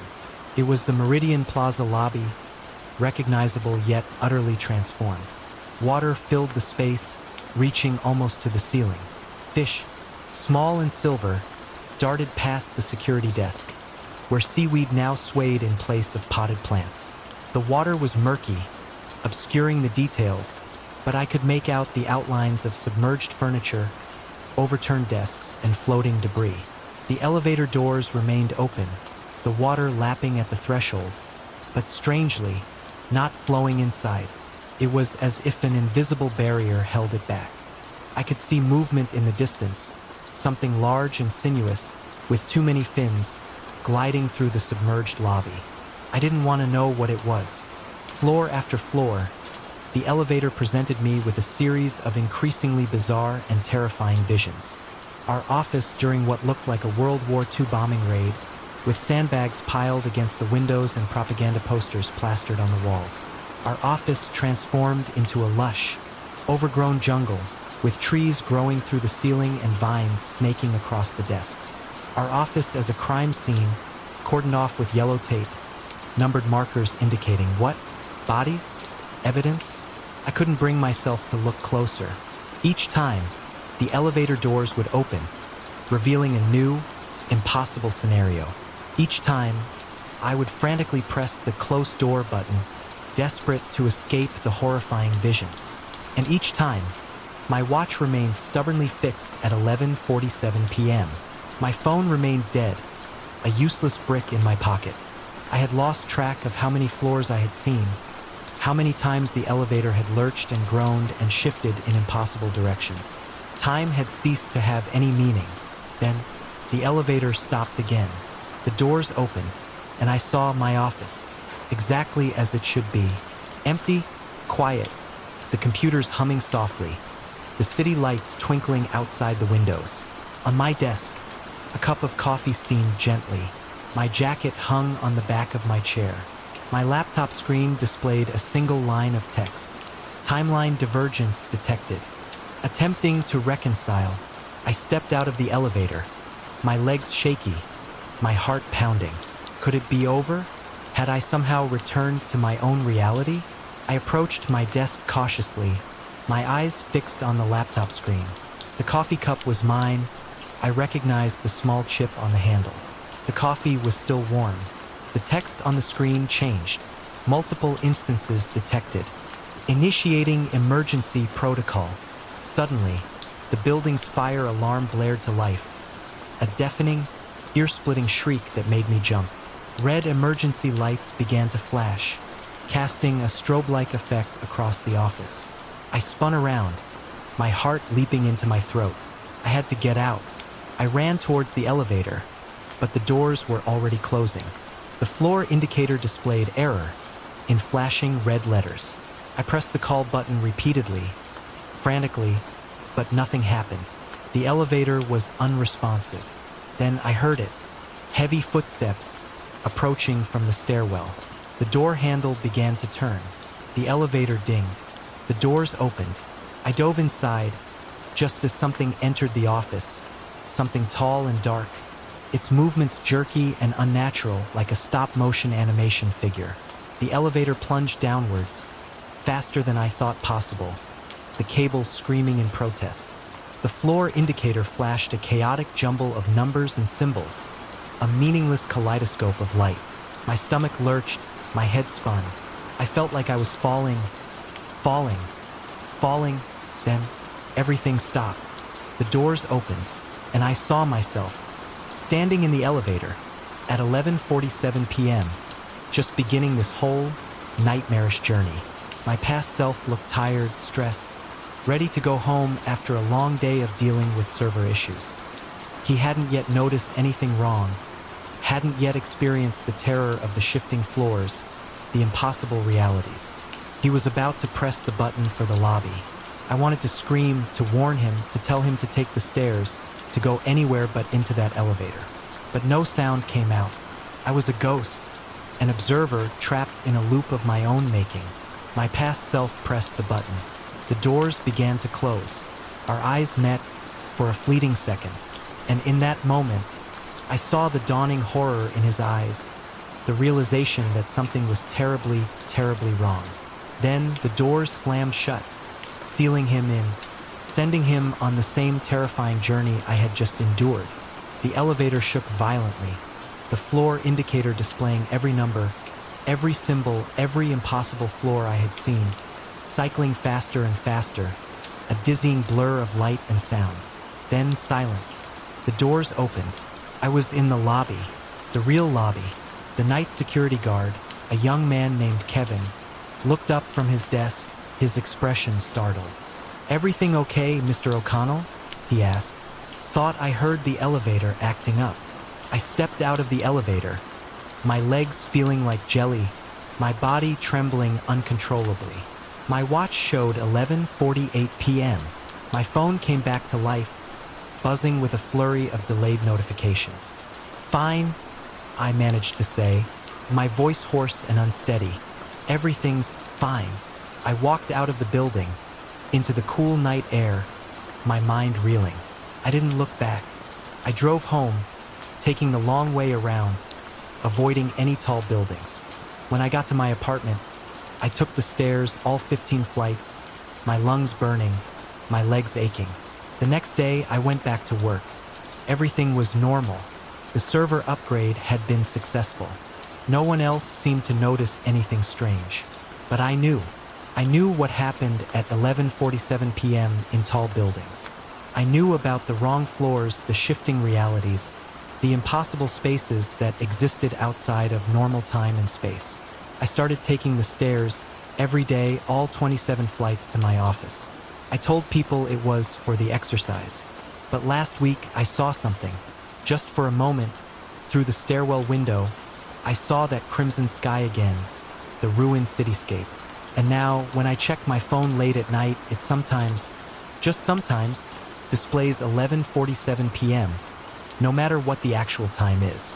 I've started looking for a new job, something on the ground floor, something far away from elevators and shifting realities. Because I know that somewhere, in some version of that elevator, I'm still riding, still trapped, still trying to find my way back to the right timeline. And sometimes, late at night, I wonder if I ever really left.